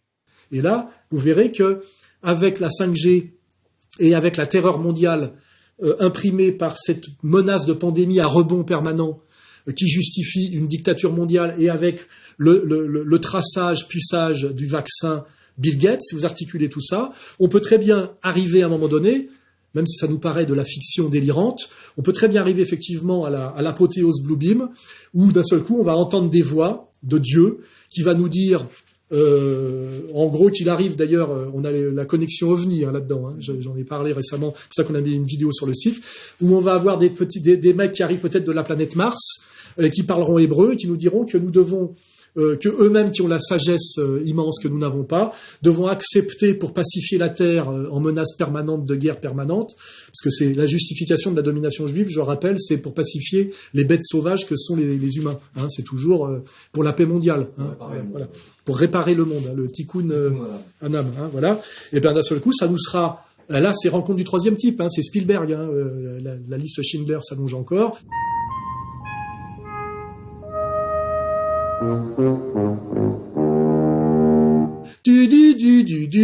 On aura un martien qui parle hébreu qui nous expliquera bien qu'ils viennent de mettre leur ambassade à Jérusalem, et effectivement les peuples préparés, terrorisés, tomberont à genoux et obéiront. Alors là, c'est le stade ultime, je dirais, on a commencé par la menace islamique, où il fallait quand même engager des barbus fabriqués à Guantanamo ou à Abu Ghraib pour en faire des psychopathes, mais il fallait quand même faire le boulot, des égorgeurs à barbe. Après, on a eu le réchauffement climatique avec la petite aspergère Greta. Et maintenant, après Greta, on aura, pour nous soumettre de façon ultime, on recourt à l'eschatologie et à l'attente millénariste, et ben on aura effectivement l'avènement du Mashiach, de l'Antéchrist, comment chez les musulmans ça s'appelle le Dajjal, et puis pour les musulmans Issa, c'est-à-dire que nous aurons cette guerre terminale qu'on appelle l'Armageddon, je crois, entre le Messie des Juifs qui est notre Antéchrist, c'est-à-dire l'incarnation terminale du mal, et qui sera combattu et finalement vaincu, car je le rappelle, nous finirons par gagner. Je le rappelle bien à monsieur Stasi, à monsieur Reichstag, c'est que je ne sais pas ce qu'il adviendra de ma personne, mais ce que je représente finira par gagner. Le Christ est ressuscité, je le rappelle, et il finira vainqueur, et il sera d'ailleurs, ces armées seront constituées des bons chrétiens et des bons musulmans. Et en face, ils auront les armées des mauvais juifs, car je rappelle que les chrétiens sont les bons juifs. C'est ceux qui ont accepté la nouvelle alliance. Il n'y a pas de discussion. Ne m'emmerdez pas avec ça. Voilà. Et ils combattront des armées de mauvais juifs, de mauvais chrétiens qui sont les judéo-protestants, et de femmes d'ailleurs. Il faut lire l'eschatologie musulmane, il faut lire l'eschatologie chrétienne, et vous verrez que tout est annoncé. Alors, c'est là où l'analyse matérialiste rejoint l'analyse spiritualiste. C'est un constat que je fais. C'est très étonnant. C'est peut-être ce qui justifie aussi cette alliance du logos grec et du logos chrétien, c'est-à-dire de la raison et de la raison grecque et de l'amour du Christ, parce qu'effectivement, il semblerait que ces deux forces de constitution différentes soient fondamentalement associées, et que si elles ne sont pas associées, l'humanité n'existe pas. Il y a cette idée-là, l'amour et la raison. Je rappelle que Robert Musil parlait de la réconciliation, de réconcilier l'âme et la précision. Vous voyez, il y a toujours ces questions. Voilà. Et puis cette question effectivement de qu'est-ce que devient la haute technologie, c'est-à-dire la maîtrise technicienne du monde, si on la sépare de la question de l'amour, de la charité, de la compassion. Ça devient de la monstruosité. Mais qu'en revanche, pourquoi l'amour se passerait-il du progrès ? Voilà. Donc à un moment donné, on voit bien qu'on a une question humaine fondamentale qui est que le progrès ne doit jamais être séparé de l'amour, c'est-à-dire de la compassion et de la charité, du souci de l'autre, pour ne pas que l'homme bascule dans la monstruosité. C'est le sujet même de la religion. C'est le sujet même du combat actuel. Nous avons des gens qui ont mis le progrès technique au service de leur monstruosité dominatrice, au service du diable, et d'autres gens qui essayent de maintenir connecté le progrès, c'est-à-dire notre histoire, dans laquelle on ne va pas renoncer, de maintenir ce monde connecté ou de le reconnecter à l'amour pour ne pas sombrer dans le chaos et le règne terminal du diable. Voilà, on est bien dans un combat de Dieu contre diable, du retour du Messie contre l'Antéchrist. On est bien là-dedans. Et je vous dis, cet antéchrist peut très bien être simplement un super produit technologique, mais produit par des gens qui sont le diable, car en réalité, il semble bien que le diable sur Terre soit cette communauté diabolique. Hein. Voilà, pour moi, c'est de plus en plus clair. Hein. Plus on avance, plus c'est clair. Hein. Voilà, le diable est le maître de la Terre et il règne par des agents. Et ces agents, sont cette communauté qui est le noyau dur du nouvel ordre mondial, hein, et que, je le dis, est pédo-satanisto-kabbaliste. Et je rappelle d'ailleurs que le satanisme est une sous-fonction et une succursale du kabbalisme dont la fonction est de détruire ce qui reste de christianisme. Hein. C'est le satanisme, c'est anti-chrétien, rien d'autre. Et moi, je n'ai jamais vu d'ailleurs de kabbalistes demander des comptes aux satanistes. Ça les gêne pas. Je rappelle d'ailleurs que ce chanteur guignolesque sataniste qui s'appelait Marilyn Manson, la seule question qui lui avait été posée par le grand rabbinat américain, c'est de savoir si le satanisme était antisémite. Il avait dit que non, et donc il n'y avait pas de problème. Hein. C'est ça, c'est des pistes qui peuvent nous faire réfléchir. Hein.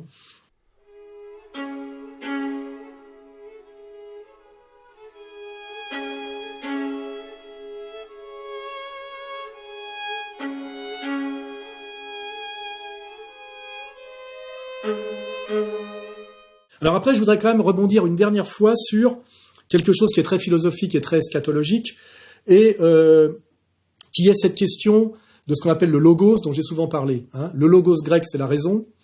Le logos chrétien, c'est le Christ, parce qu'en fait, c'est l'accomplissement de la raison par l'amour. Hein, voilà. Et c'est en fait l'addition nécessaire pour le salut de l'humanité et de l'âme, etc., de l'amour et de la raison. C'est là où on arrive à la définition terminale d'égalité et réconciliation, parce qu'il y a toujours des gens qui ont 3 coups de retard sur moi, mais qui pensent que c'est moi qui n'ai pas compris. C'est que égalité et réconciliation, c'est bien ça dont on parle, in fine. Hein, c'est maintenir comme force égale et maintenir ensemble la raison grecque et l'amour, c'est-à-dire la charité, la compassion chrétienne. C'est ça qui va permettre de sauver la société française, si on prend cette société spécifique et les problèmes qui la traversent en ce moment, et même plus largement l'humanité. Réconciliation de l'âme et de la précision, ne jamais séparer, le progrès technique du souci de l'autre. Voilà. Hein. Et ça, c'est bien la fonction terminale, eschatologique et finale d'égalité-réconciliation. Il faut maintenir ensemble la raison et la charité. Et c'est ce qui fait que nous sommes des helléno-chrétiens, je l'ai dit, c'est-à-dire des Grecs et des chrétiens. Hein, la raison et l'amour, parce que l'amour sans raison, c'est la niaiserie, hein, et la raison sans l'amour, c'est ce que nous promet le nouvel ordre mondial, hein, c'est le règne de Satan. Donc, égalité-réconciliation, cette association française de réconciliation nationale, puisqu'on a la modestie, nous, de penser d'abord aux Français, pas comme ceux qui veulent toujours sauver le reste de la planète, et les Chinois, et avant c'était les Russes, alors qu'il ferait mieux de s'intéresser à ce qui se passe ici, et de laisser les Chinois se débrouiller entre Chinois et les Russes avec les Russes.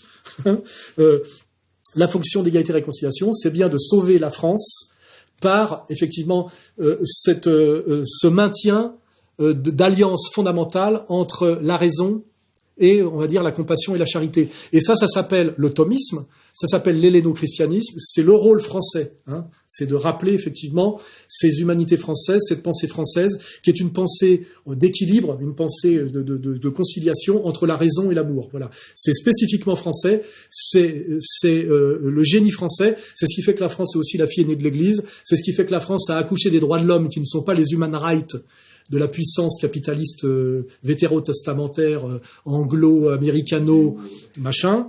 On ne va pas encore allonger la ligne de Schindler. Et nous avons donc notre rôle à jouer dans ce combat eschatologique terminal qui vient de commencer. Hein.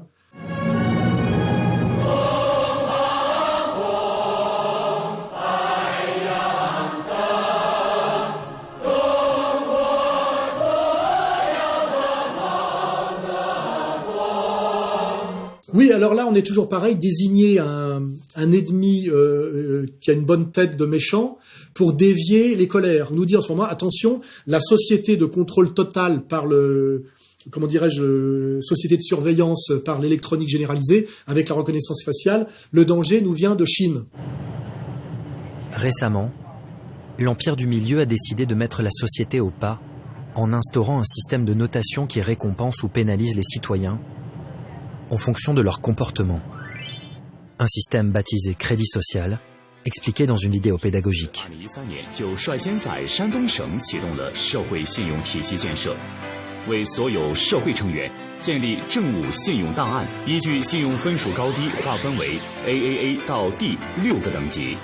La Chine, effectivement, est une société dans laquelle je n'aimerais pas vivre. Mais je ne suis pas chinois. Et je fais remarquer que ce n'est pas les Chinois et leur technologie, ni même d'ailleurs leur volonté politique qui nous aliène en ce moment. Nous ne sommes pas confinés par les Chinois. Et ce ne sont pas les Chinois qui maîtrisent la technologie de surveillance et de contrôle qui est déjà en place en France notamment. Ce dispositif de reconnaissance faciale, la ville de Nice est allée le chercher dans un pays confronté depuis longtemps au terrorisme. Une nation qui a fait de sa sécurité son obsession et la condition de sa survie. Israël. Aujourd'hui, notre entreprise est la plus importante du monde occidental en termes d'effectifs. Nous sommes leaders dans ce secteur. Nous travaillons actuellement dans 43 pays. Et même dans le pays d'où vous venez. La France, c'est bien ça.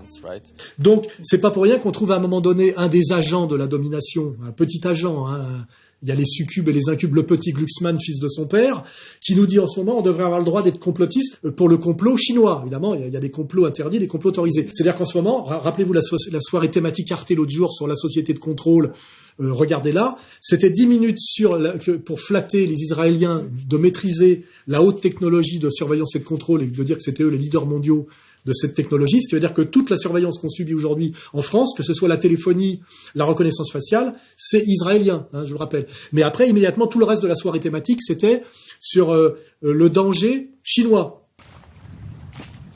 Rongcheng est l'une des premières à avoir expérimenté le crédit social. Le barème de points est affiché au centre de chaque quartier pour informer les habitants des règles à suivre. 5 points. Déduit pour la découpe illégale et le séchage de nourriture. 5 points déduits pour le brûlage d'ordures ménagères ou de feuilles. Certaines de ces règles incitent clairement à la délation. Signaler la participation à des sectes, les faux et contrefaçons, constructions illégales, 5 points de gagné. À Rongcheng, ce contrôle social semble être plutôt bien accueilli par une population en mal de valeur morale. L'intérêt du groupe prime sur celui des individus. Je le rappelle, le danger chinois n'est dangereux que pour les Chinois. Les Chinois n'ont jamais eu de volonté impériale et hégémonique. C'est même le cœur même de leur histoire. Ils protègent leur empire du milieu qu'ils considèrent comme le centre du monde des déstabilisations extérieures. Ils ont été les premiers à fabriquer des bateaux d'une efficacité bien supérieure à la Nina, la Pinta et la Santa Maria de Christophe Colomb.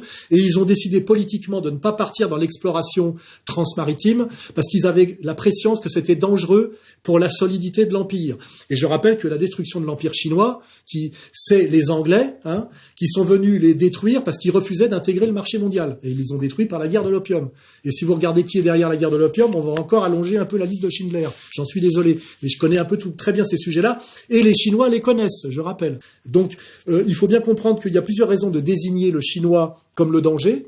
C'est que ça dévie d'un seul coup la peur de cette société effectivement totalitaire de contrôle total par la technologie de nous dévier vers la Chine, alors que les Chinois, leur projet n'est pas de nous imposer ça à nous, occidentaux. Par contre, le nouvel ordre mondial est en train de le faire par de la technologie israélienne. Et c'est pour ça que le petit Glucksmann exige d'un seul coup le droit d'être complotiste pour dire qu'il y a un complot chinois. Donc il fait son boulot typiquement communautaire de déviation, puisqu'effectivement on est bien obligé de dire qu'il y a de la haute technologie partout, mais à un moment il faut dévier. Voilà.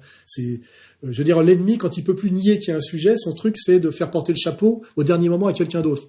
Je vois que le type en ce moment qui s'en prend à l'arnaque de la fondation Bill Gates en disant que c'est pas vraiment ce que ça devrait être, c'est un petit mec qui s'appelle Astruc, et tout ce qu'il dit c'est que c'est un truc pour faire du pognon. En fait, c'est un système de placement. À la fondation est adossé un fonds d'investissement.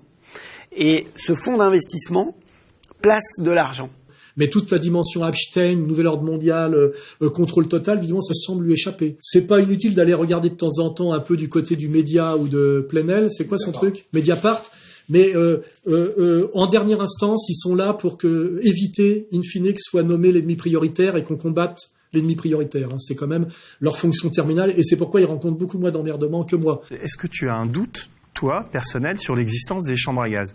Mais vous verrez que, je vous dis, plus on avance effectivement dans ce qui va s'appeler l'Armageddon, plus ça va se simplifier. C'est le principe de Carl Schmitt. C'est que quand il y a une guerre, c'est qu'il n'y a plus que deux camps. Hein. Pour l'instant, il y a encore des mecs qui font joujou sur les bords, qui parlent d'autre chose, qui enculent les mouches, qui tournent autour du pot, mais à un moment donné, il y aura plus que deux camps. Et tout ça va dégager. Voilà, à la fin. Alors après, la guerre, on la gagnera, on la perdra, mais il y aura bien que deux camps, et ce sera les deux camps que j'ai désignés. Et je dis que quelque part, au fond de son âme, tout le monde le sait. Tout le monde le sait. Ce qui empêche que ça arrive à la conscience, c'est uniquement la trouille, la corruption, la soumission, la lâcheté. Parce qu'il y a la trouille, la lâcheté, la soumission, la corruption. Mais fondamentalement, les yeux dans les yeux, tout le monde sait que ce que je dis est la vérité. Hein. C'est d'ailleurs pour ça que l'ennemi, d'ailleurs, ne conteste rien d'autre que le fait que je sois dangereux et que je leur pose maintenant un problème systémique. Une plateforme comme Égalité et Réconciliation d'Alain Soral, c'est 5 millions de visites par mois. C'est considérable. C'est le navire amiral de la complosphère. Il ne s'agit donc plus des idées de quelques hurluberlus, mais de visions du monde qui s'installent et se partagent. On est au point où le conspirationnisme est un risque systémique. Rudi Reichstadt, le complotisme est un révisionnisme en temps réel. Un risque systémique. Comme j'espère qu'ils ont raison. Hein.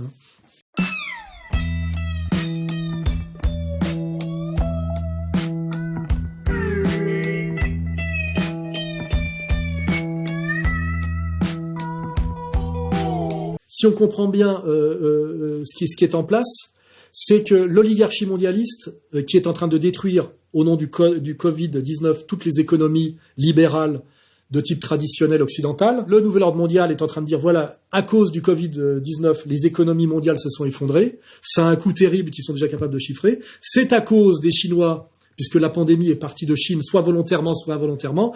Et il faudra que les Chinois payent.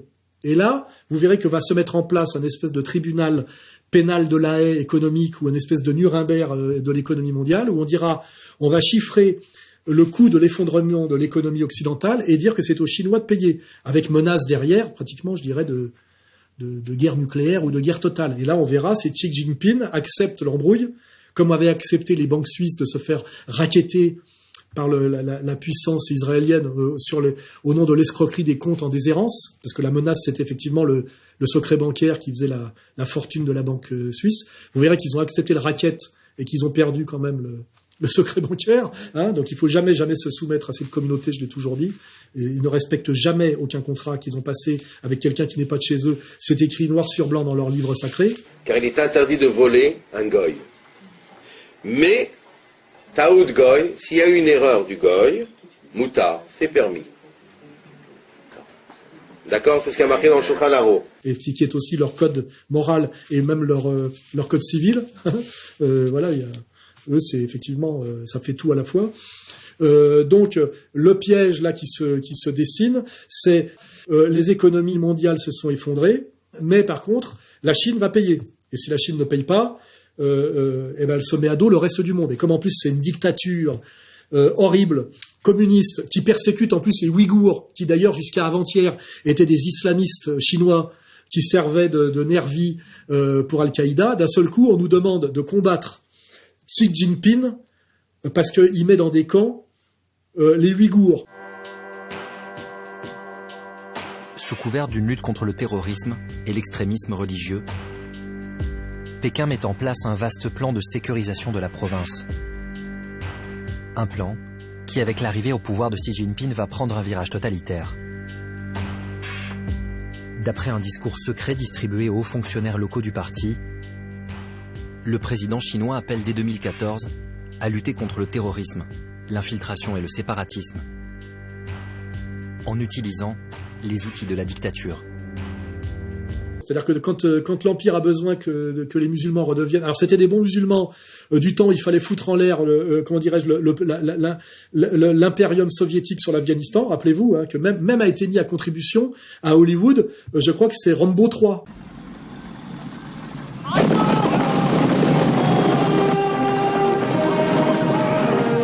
Les rebelles!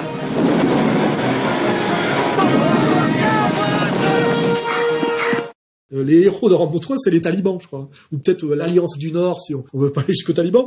Mais à un moment donné, les islamistes afghans, c'était les potes. Hein. Puis d'un seul coup, ça devient les pires ennemis du monde. Et puis là, les Ouïghours, ça redevient les potes. On a un président de la République qui a fait une visite en Chine, qui a trinqué avec le premier Chinois, qui est resté là-bas plusieurs journées. Et à quel moment a-t-il prononcé ce mot, Ouïghour ?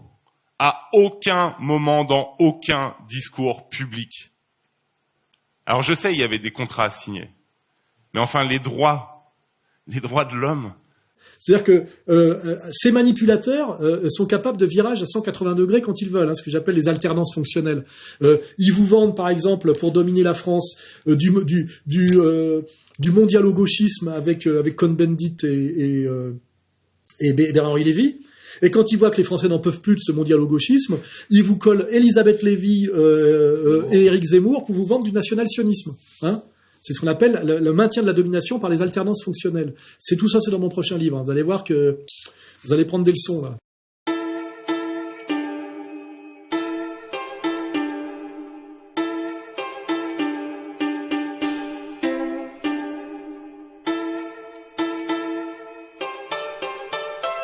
Alors, il y a deux raisons pour que l'oligarchie mondiale vétérotestamentaire parfaitement identifiée s'en prenne à la Chine. C'est que la Chine est en train de devenir l'empire dominant mondial.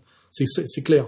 Ils ont le nombre, ils ont la technologie grâce au transfert de technologie. Et je rappelle que la responsabilité de l'effondrement de l'empire américain et du passage de pouvoir de l'Amérique à la Chine, la responsabilité, c'est la finance de Wall Street. La liste de Schindler s'allonge encore. Parce que pour des profits immédiats et antipatriotes américains, ils ont fait des transferts d'abord de production en Chine, qui est devenue l'usine du monde, mais qui a aussi impliqué des transferts de technologie. Et le Parti communiste chinois a sacrifié une génération pour devenir le leader du monde, parce qu'aujourd'hui, les Chinois ont tout. Ils font pas seulement des jouets pour enfants, ils font des TGV plus performants que nos propres TGV, et ils ont le nombre, la discipline, l'unité politique grâce à Xi Jinping et au Parti communiste chinois, et surtout, la question ultime, c'est que si les Chinois deviennent les maîtres du monde, n'oublions pas, c'était déjà dans Comprendre l'Empire, ils ne sont pas abrahamiques, c'est-à-dire qu'ils ne sont pas coincés par le fait que leur religion ou leur idéologie dominante est comme tronc commun et comme racine l'Ancien Testament.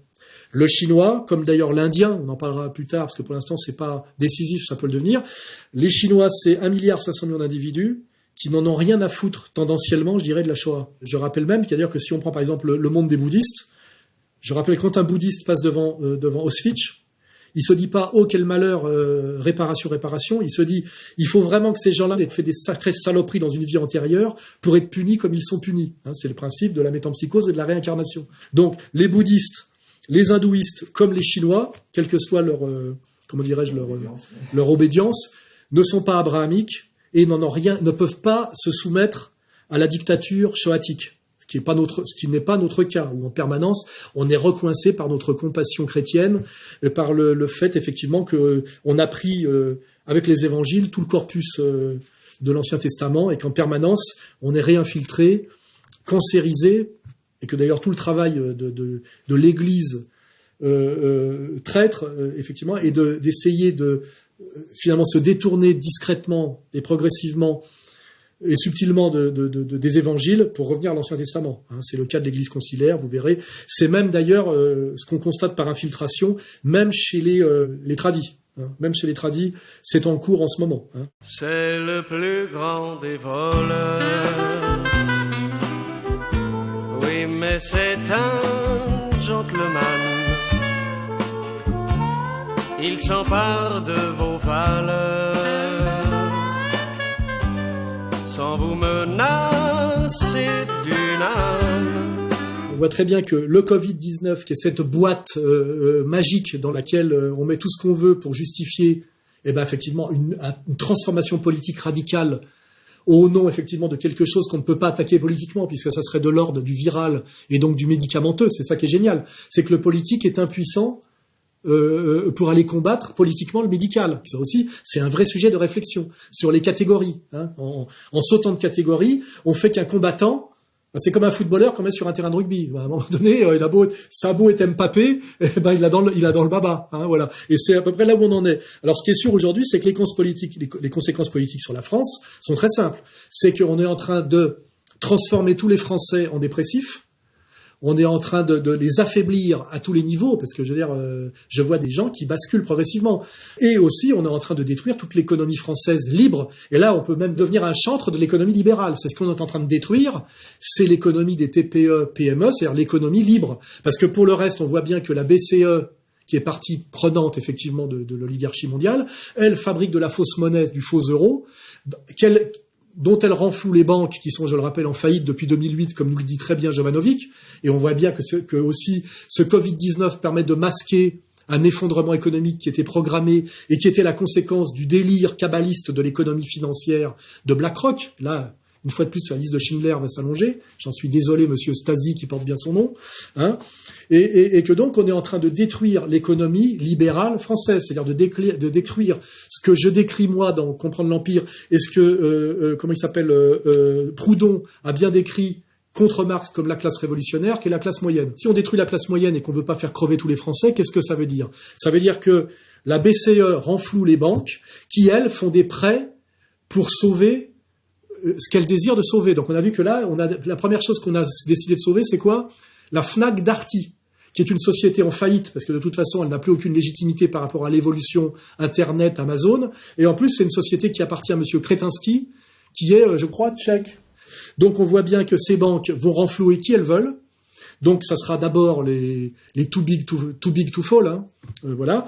Et puis pour les classes moyennes qui vont aller pleurer qu'effectivement les restaurateurs, les PME, qu'ils sont en train de mourir, quoi. Et puis de faire mourir leurs salariés, on leur dira soit vous crevez, on peut pas, votre dossier n'est pas solide parce que l'économie s'est effondrée, hein.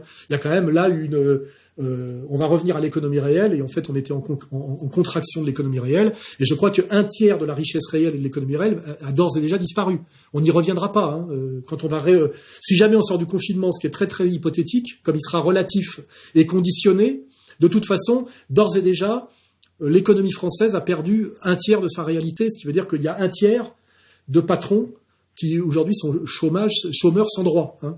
Et donc que les banques soit renfloueront, à condition que leur dossier soit valable, contre garantie hypothécaire sur leurs biens propres, etc. Donc de toute façon, c'est une soumission accrue au pouvoir bancaire, c'est une concentration du capital dans des grosses structures de type multinational, donc c'est l'accélération de la destruction des classes moyennes, qui est l'absorption des petits et des moyens par les gros. Tout ça sous un pouvoir bancaire oligarchique centralisé, qui a le pouvoir de fabriquer le faux argent. Là, il faut revenir à l'argent-dette. Et ce que c'est que le pouvoir bancaire, c'est de fabriquer du faux argent qui, en vous le prêtant, vous oblige, pour rembourser, à produire vous de la vraie richesse. Hein, comprenez bien l'arnaque. Hein. Donc ça vous autorise simplement à travailler. Hein, c'est tout ce que ça veut dire. Hein. C'est un bon de tirage sur votre droit à travailler pour effectivement les faire vivre gracieusement. Et pour les autres, qu'est-ce qu'il y aura? C'est là où je dis que la gauche sociale est toujours au service de la droite du capital. Il y aura le revenu universel. Hein. Le revenu universel qui est quand même l'extension logique du RMI et du RSA. C'est-à-dire que on n'a plus besoin de vous. Je rappelle que d'ailleurs, on a bien compris que dans la vision mondiale, la France n'avait besoin que de chefs cuisiniers et de cuisiniers, et que la France a été considérée un peu comme... je dirais pas, tu sais, c'est comme quand on décide que tel pays est le bordel de machin. C'est que la France sera le pays du tourisme des élites mondialistes, et qu'on sera, nous, les professions autorisées, ça sera serveur de café, cuisinier ou pâtissier. Hein. Pour le reste, on fait tout moins cher ailleurs, hein, je vous le rappelle. Hein. Et puis de toute façon, c'est déjà fait voler Alstom. Enfin, vous voyez, le pillage continue. Et là encore, si on regarde qui est derrière le pillage, la liste de Schindler s'allonge encore. Hein. C'est pour ça que le Stasi, là, s'il n'arrive pas à me foutre en tôle rapidement, je vais peut-être lui conseiller de plutôt commencer à faire sa valise. Parce que si ça tourne mal, moi je risque la prison pour du droit de la presse, c'est pas grand-chose. Mais lui, si jamais le peuple français prend conscience de ce qu'il incarne et de ce qu'on peut lui mettre sur le dos comme nuisance, comme saloperie, je pense que, j'en parlais avec Dieudonné récemment, je pense effectivement qu'ils ont besoin du projet Bluebeam. Il faudra les martiens et les soucoupes volantes pour les sauver. Hein.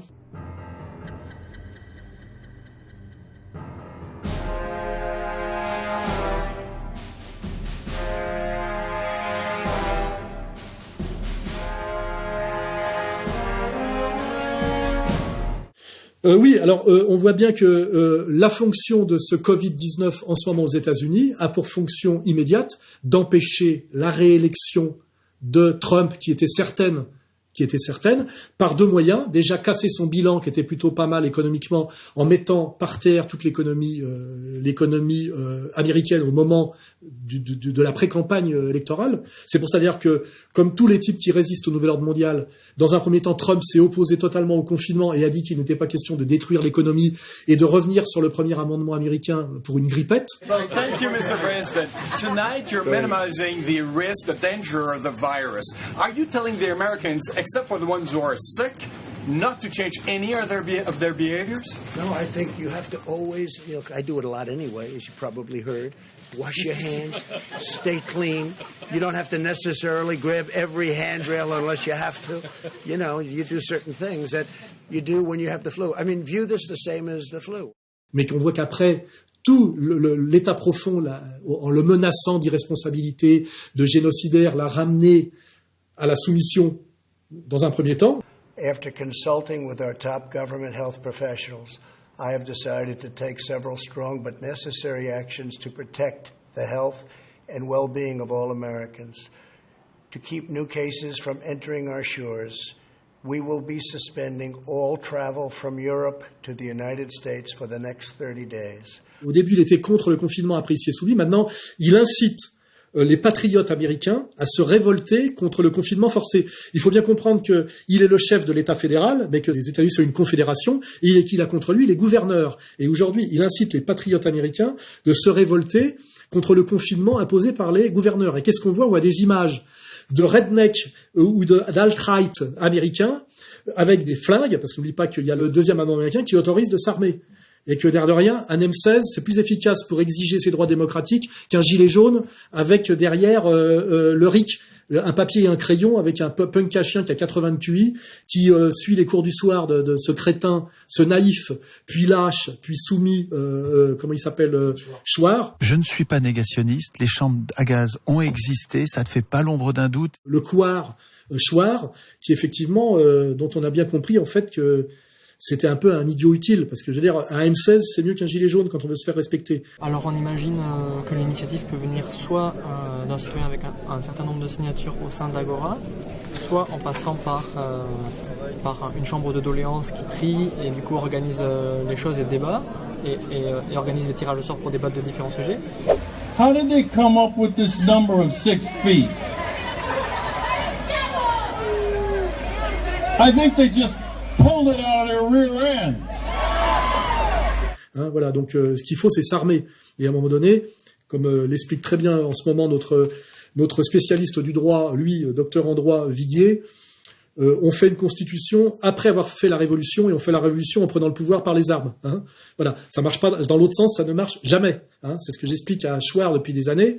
Et comme il a fait semblant de pas le comprendre, je pense qu'au départ c'est un idiot, ensuite c'est un lâche, et après ça devient un salopard. Parce que j'ai pas oublié la séquence où il s'est permis d'attaquer un type qui est d'un héroïsme absolu, qui s'appelait le professeur, qui lui est un héros car c'est un type qui n'a jamais menti, ce qui est énorme. Voilà, c'est un saint. C'est un saint laïque, c'est un type qui a passé toute sa vie active de combattant à ne jamais mentir. Je ne suis évidemment pas négationniste ni antisémite. Les chambres à gaz sont une horreur absolue qui ont tué des foules d'innocents. Les mensonges de Forisson devraient être mieux contredits publiquement. La Shoah est une des pires atrocités de l'histoire humaine. Étienne Chouard, 12 juin 2019. Et je le dis bien, Chouard à côté du professeur est une merde. On en parlait encore avec Dieudonné. Il faudra un jour qu'il soit châtié pour ça. Voilà, pour avoir manqué de respect à quelqu'un à qui il doit infiniment le respect, qui est le professeur. Et les petits cons qui croient encore que Chouard est un héros et que c'est un mec bien et qui les a vachement aidés sont des crétins. Jamais aucune révolution ne se fera par le RIC. Voilà, jamais. Et un type qui vous dit, pour prendre le pouvoir, faut prendre un crayon et un papier et écrire bien, expliquer bien à ceux qui ont le pouvoir qui devraient nous le rendre, et soit un crétin, soit un agent et un retourné. Voilà. Je vous dis, on est quand même là face à un prof de lycée qui est tenu comme fonctionnaire de l'éducation nationale. Donc je veux bien admettre au départ que c'est un naïf, mais je lui avais quand même bien expliqué sa naïveté pendant des années, et quand il m'a tourné le dos en conscience, il ne m'a plus jamais répondu quand je l'appelais, et pour moi aujourd'hui c'est un type qui s'est totalement déshonoré. Voilà. Et je le répète, Chouard est finalement rétroactivement une catastrophe, pour les gilets jaunes, et tant qu'on ne sera pas passé des gilets jaunes aux gilets bruns, il ne se passera rien, et le bilan des gilets jaunes, c'est de vous être fait arracher des mains et des yeux pour rien. Voilà. Mais évidemment, le combat n'est pas fini, et il va rebondir, car je rappelle, vous n'avez rien obtenu, que des crachats, des humiliations et des mutilations. Et c'est d'ailleurs parce que le pouvoir le sait, là je reviens sur la France, qui nous ont confinés et qui ne sont pas prêts de nous déconfiner. Hein. Parce que s'ils font une déconfination totale du jour au lendemain, on va passer au gilet brun très vite. Hein. Rien n'a été réglé. Donc c'est pour ça que je veux dire, on ne sera jamais déconfiné. Hein. Jamais. Ça sera du déconfinement partiel, concurrentiel, avec reconfinement, etc. Jamais nous ne retrouverons l'état antérieur, et c'est d'ailleurs ce que nous disent nos dominants. Ce dont les peuples ont besoin, en France comme ailleurs, c'est qu'on leur donne un projet long et qu'on leur dise c'est là où il faut aller parce que le monde d'avant, c'est terminé. On ne pourra jamais revenir à l'état antérieur. Hein, voilà. Donc pour revenir aux États-Unis, en ce moment, nous voyons donc incité par le président des États-Unis lui-même, un président qui dit « armez-vous et résistez à l'état profond américain ». Ce qui veut dire que les États-Unis sont en réalité déjà en situation de guerre civile. C'est pour ça que moi j'attaque jamais Trump, même si on peut soupçonner des choses et qu'il n'est pas parfait, parce que c'est quand même mieux que rien et qu'il ne faut pas désespérer. Pour qu'un peuple combatte, il faut qu'il ait quelques espoirs. Il ne faut pas lui dire que tout est foutu, que c'est, comment dirais-je, Goldstein généralisé. Je rappelle qu'Orwell, d'ailleurs, pour nommer le faux résistant qui en fait ramène à la domination oligarchique, l'a appelé Goldstein, pas autrement. Hein. Une fois de plus, liste de Schindler. Hein. Il l'a pas appelé Dupont, hein, ni Soral. Voilà. Donc, on a aujourd'hui aux États-Unis quelque chose de passionnant, une guerre civile qui a déjà commencé, où un président en exercice qu'on empêche de se faire réélire, puisque effectivement, si les élections sont repoussées par la pandémie, on a déjà étudié ça, constitutionnellement, il cesse d'être président et les pouvoirs sont transitoirement transmis à un collège et ce collège est majoritairement sous domination démocrate. Hein, voilà. Donc je pense que Trump a bien vu le problème. Ils sont en train d'essayer de le spolier de sa réélection et je rappelle qu'en face, les démocrates, qui n'ont démocrate que le nom, avaient comme champion Biden, c'est-à-dire, on va dire, un milliardaire pédophile impliqué dans toutes les opérations de déstabilisation, notamment de l'Ukraine, en s'appuyant sur les néo-nazis. Je veux dire, c'est une machine à perdre, hein, le Biden. Hein, et je crois comme plan B, ils ont peut-être même Michelle Obama. Là, on peut rigoler doucement. En tout cas, pour l'instant, ce qu'ils sont en train de faire, là, l'oligarchie mondiale, l'État profond américain, c'est à peu près la même chose. Hein, on est sur la même élite. Ils sont en train d'empêcher par le Covid-19 la réélection certaine de Donald Trump, qui peut-être on sait que les présidents américains peuvent toujours faire plus lors de leur deuxième mandat que leur premier, parce qu'ils n'ont pas le problème du financement de la réélection. Ils savent qu'ils peuvent y aller à fond. Hein.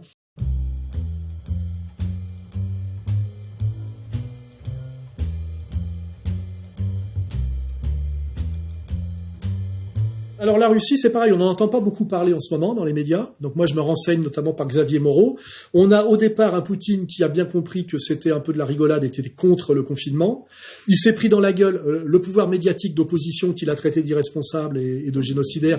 Donc il s'y est soumis un peu. Et là, Poutine est en train, tranquillement, de montrer les statistiques réelles et de montrer que, au nom des statistiques réelles, il n'y a pas de raison de détruire l'économie russe qui s'est quand même bien rebectée, puisque je rappelle que la Russie n'a aucune dette, qui est l'un des rares pays qui a une dette zéro, hein, et que depuis l'épopée Poutine, la Russie est quand même en bien meilleur état que sous l'époque Elstine, qui était la pire période de son existence depuis la révolution bolchevique. Hein, voilà, on le rappelle.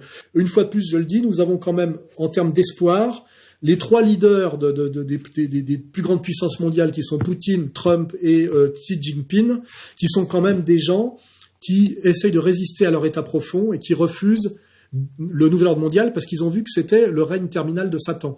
Et que comme ce sont des patriotes et qu'ils ont quand même quelque chose en eux de respectable, on sait par exemple que Trump est un type qui ne supporte pas qu'on fasse du mal aux enfants et qui s'est détourné d'Epstein et qu'il a accepté et aidé à la chute d'Epstein parce qu'il combat, lui, la pédophilie. Alors qu'on sait que par contre, les démocrates et notamment Hillary Clinton, Podesta et même d'ailleurs Obama est un nid de pédophiles, l'affaire Pizzagate. Hein, c'est pareil, hein, on peut tout connecter. Hein.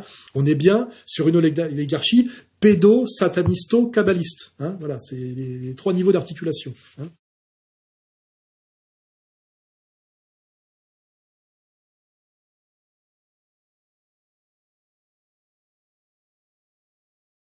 Moi, je suis toujours dans l'espoir et dans l'optimisme par principe. D'abord parce que j'ai lu les Écritures, j'ai lu l'Évangile, je suis un chrétien, je suis en fraternité avec les bons musulmans, j'ai lu l'eschatologie chrétienne et j'ai lu l'eschatologie musulmane. Il est bien marqué que nous allons subir un combat terminal que nous commencerons par perdre. Nous avons déjà commencé par... On le perd depuis 70 ans. Mais que nous finirons par gagner. Et nous gagnerons pourquoi ? Parce que nous sommes la raison et l'amour. Hein ?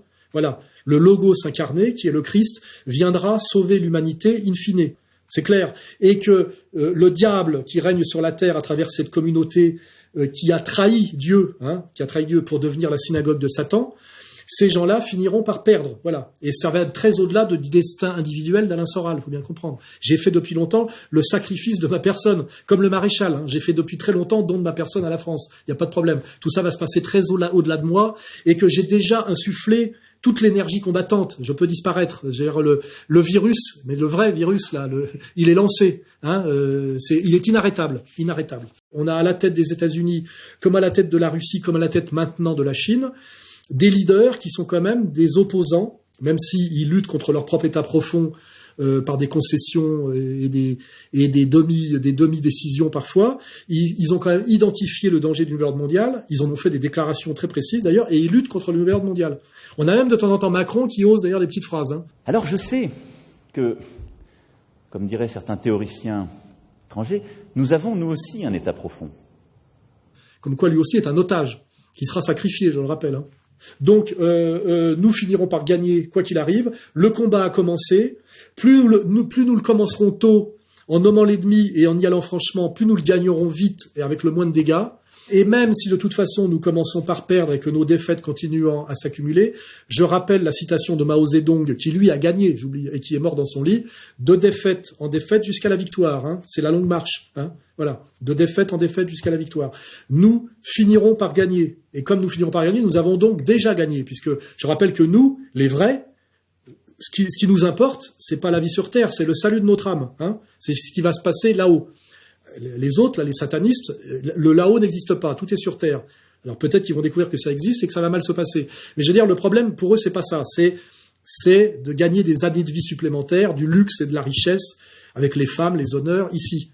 Nous, notre question, c'est l'âme. Voilà, c'est de se sauver l'âme humaine, l'âme française et nos âmes. Voilà. Et de ce point de vue-là, nous avons déjà gagné, parce que même si nous perdons ici, de toute façon, nous avons sauvé nos âmes. Et c'est, je le dis aux musulmans cohérents, aux chrétiens cohérents, entre le salut terrestre et le salut de l'âme, vous choisissez quoi ? Voilà, soyez cohérents. Moi, j'ai choisi le salut de l'âme, et de ce point de vue-là, je suis déjà sauvé. Donc, ce qui va se passer ici, pour moi, demain, est, je dirais, presque insignifiant. Voilà. Mais par contre, je pense que le travail a été fait. Nous sommes inarrêtables. Nous avons pour nous la vérité, le bien et le beau. Et comme le dit bien le petit Reichstag, que j'emmerde et que demain dans tous les sens du terme, le danger pour eux devient systémique. Oui, le danger devient systémique. Et je vais travailler à ce qu'il le soit chaque jour un peu plus dans cette période cruciale. Voilà. Amen. À la prochaine. On se remercie.